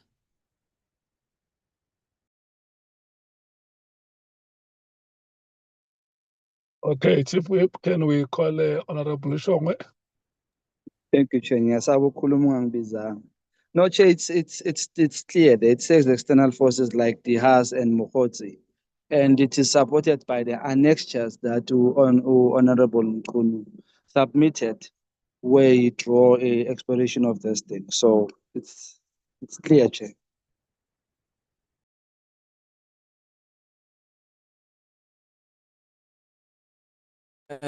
Chair, I don't quite agree with the strong assertion that the minister has been influenced, because it's a very strong assertion that he has been influenced by external forces. My own reading of events as they were presented and reports before us is that minister in his overall consideration of the situation before him, he also looked at interventions of different kinds that were coming from different people, including the writings of Mary Haas, Marshall, and others. But I wouldn't want, including in fact the reports that were presented, he was very emphatic about what he was presented with in the department as a minister.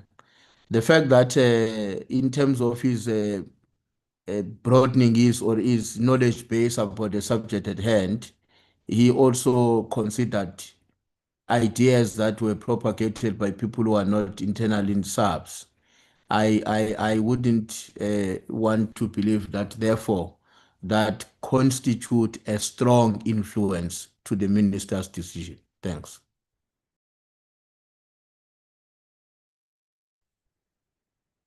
Okay. Thank you, Chief Whip. Can we get the comments of the DA?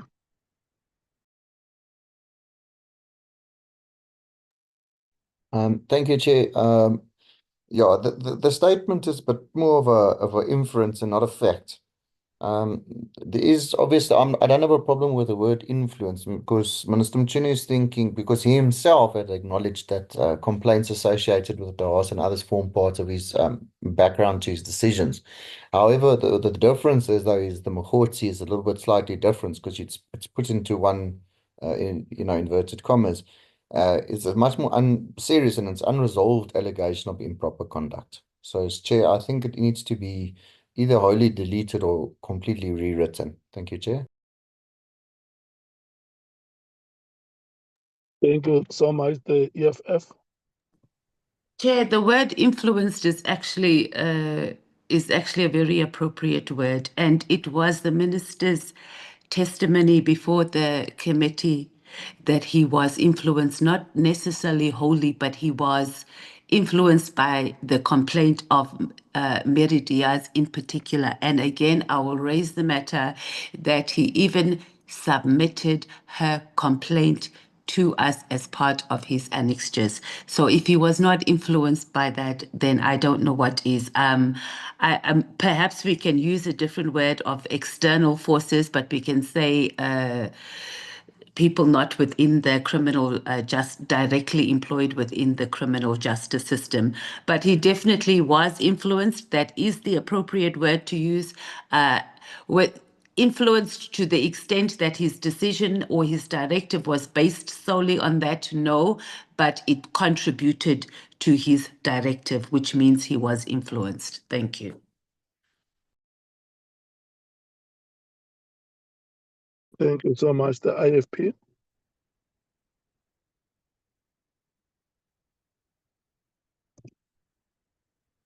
The PA. Chair, in the spirit of the democratic appliance of terms, it is true, in my view, that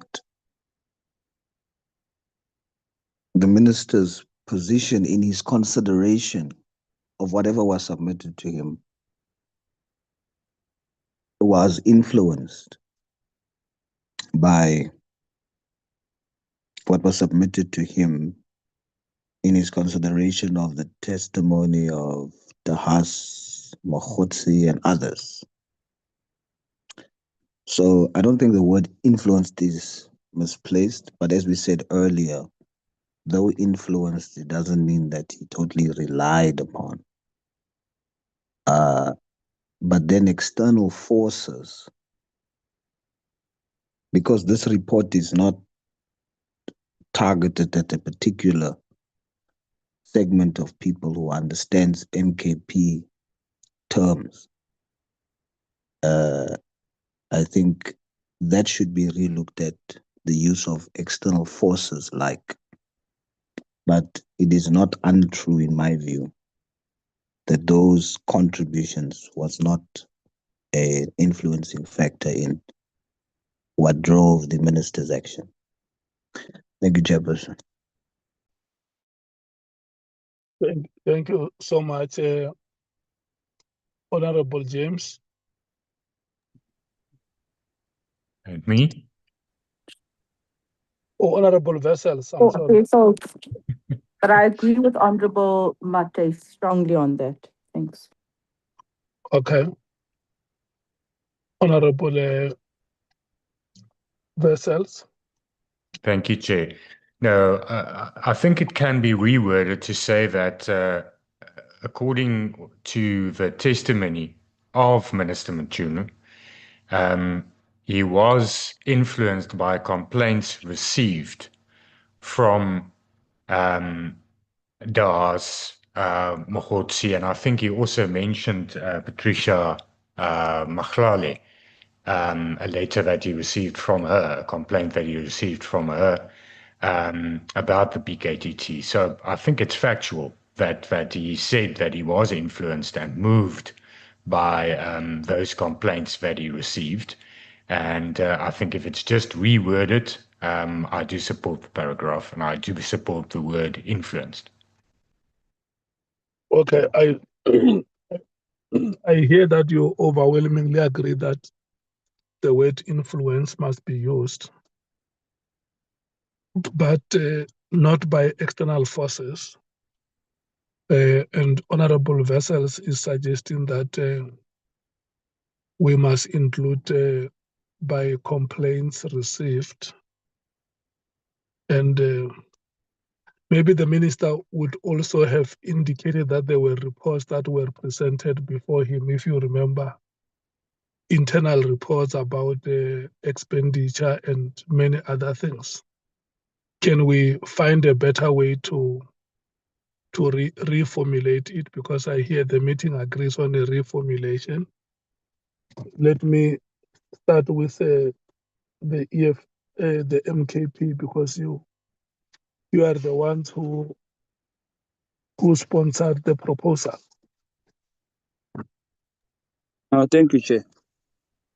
I may not be fussy about the word external that much, but the content of the sentence must be kept as is, because, Chair, other than the influence he submitted, the minister, there is no other recollection I may have, because his submission spoke mainly on the complaint by Mary Dihaz and Mashale. Maybe the Mkhwanazi one might not be that much. I don't remember that much, but the rest is accurate, Chair. And I disagree with the Chief Whip. He tried, Chair Muzami, the Chief Whip, but this time around is incorrect. Ubabu Mkhwanazi, he himself is the one who gave us that annexures and relied on that, on those, sorry, to draw influence on those submission by Ms. Mary Dihaz and Ms. Mashale. So I only submit to the word of the external may be changed, but doesn't make that much difference. Thank you, Chair. Okay, the ANC.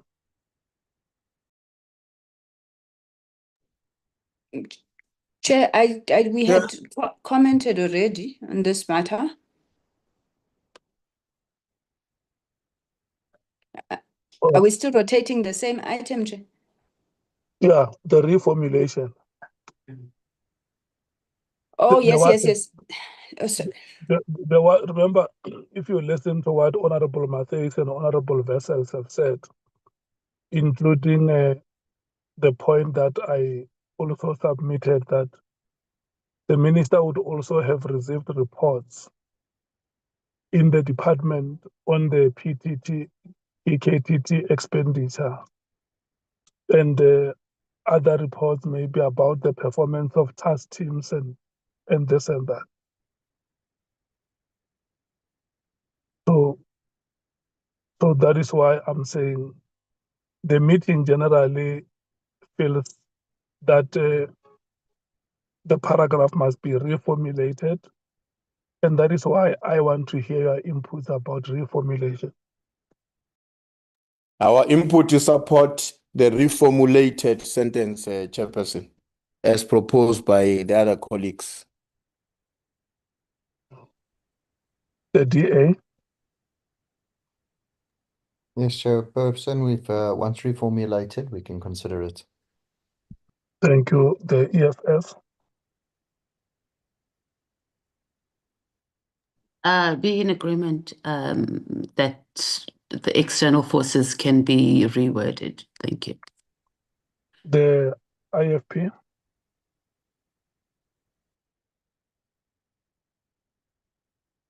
The PA. Yeah, reworded, Chair, including that this should result in a harsher finding against him. I don't understand what's a harsher finding. Yeah, that is a recommendation. It must not belong here. We will deal with it when we deal with recommendations. Agreed, Chair. The Freedom Front Plus, Honorable Vessels.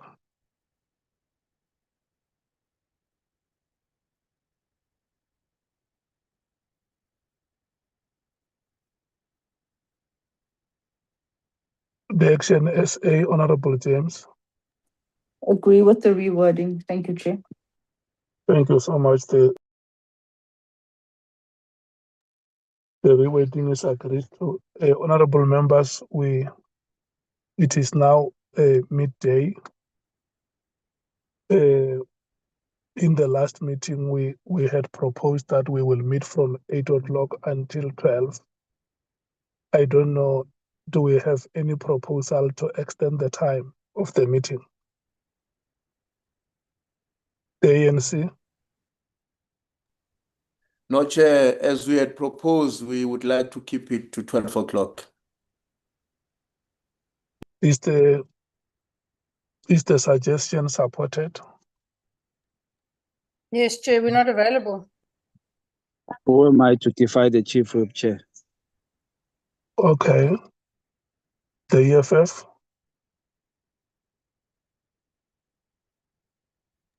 Support to Chair. The IFP. The PA. The AFP and the PA speaks as one, Chair. We support. Freedom Front Plus.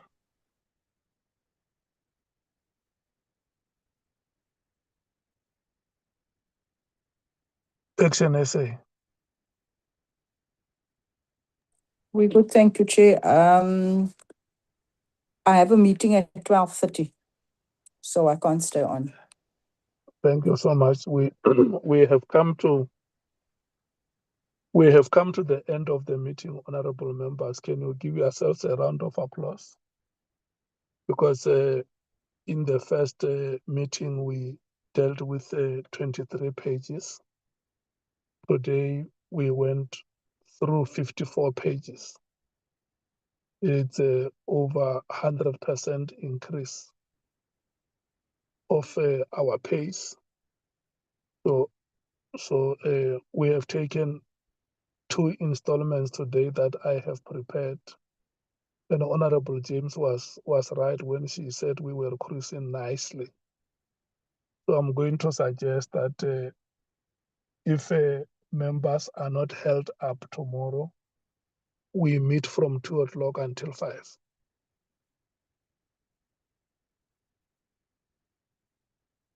Can I check the availability of members? The ANC. Chair, I'm in difficulty. I am available, but my difficulty is that, as you would have noticed, we do not have Ngola here, and Sangoni has also requested to be excused. So, yeah, let's agree that we can try, but I'm in difficult because I don't know about their portfolio committee. Some of these colleagues, they chair committees and what. But for me, it will be possible. Okay, can we say, let's wait for confirmation of members. Once Bonani has confirmed with all members, we will know if the 2 o'clock meeting is happening tomorrow. Is that I okay? think that option is better, Chair. Maybe if we can be given the next hour or 2 to be consulted as parties and come back. Yeah. Because I want to be sure that I don't commit alone and others don't come. Okay. Okay. Okay. Thank you so much. I'm adjourning this meeting now so that we can have a rest, and then we will be informed of the next meeting, whether it's happening tomorrow or which day during the week. Thank you so much, honorable members. Thanks, Chair. Thank you a lot. Thank you, Chair. Shongwe, when are you coming back?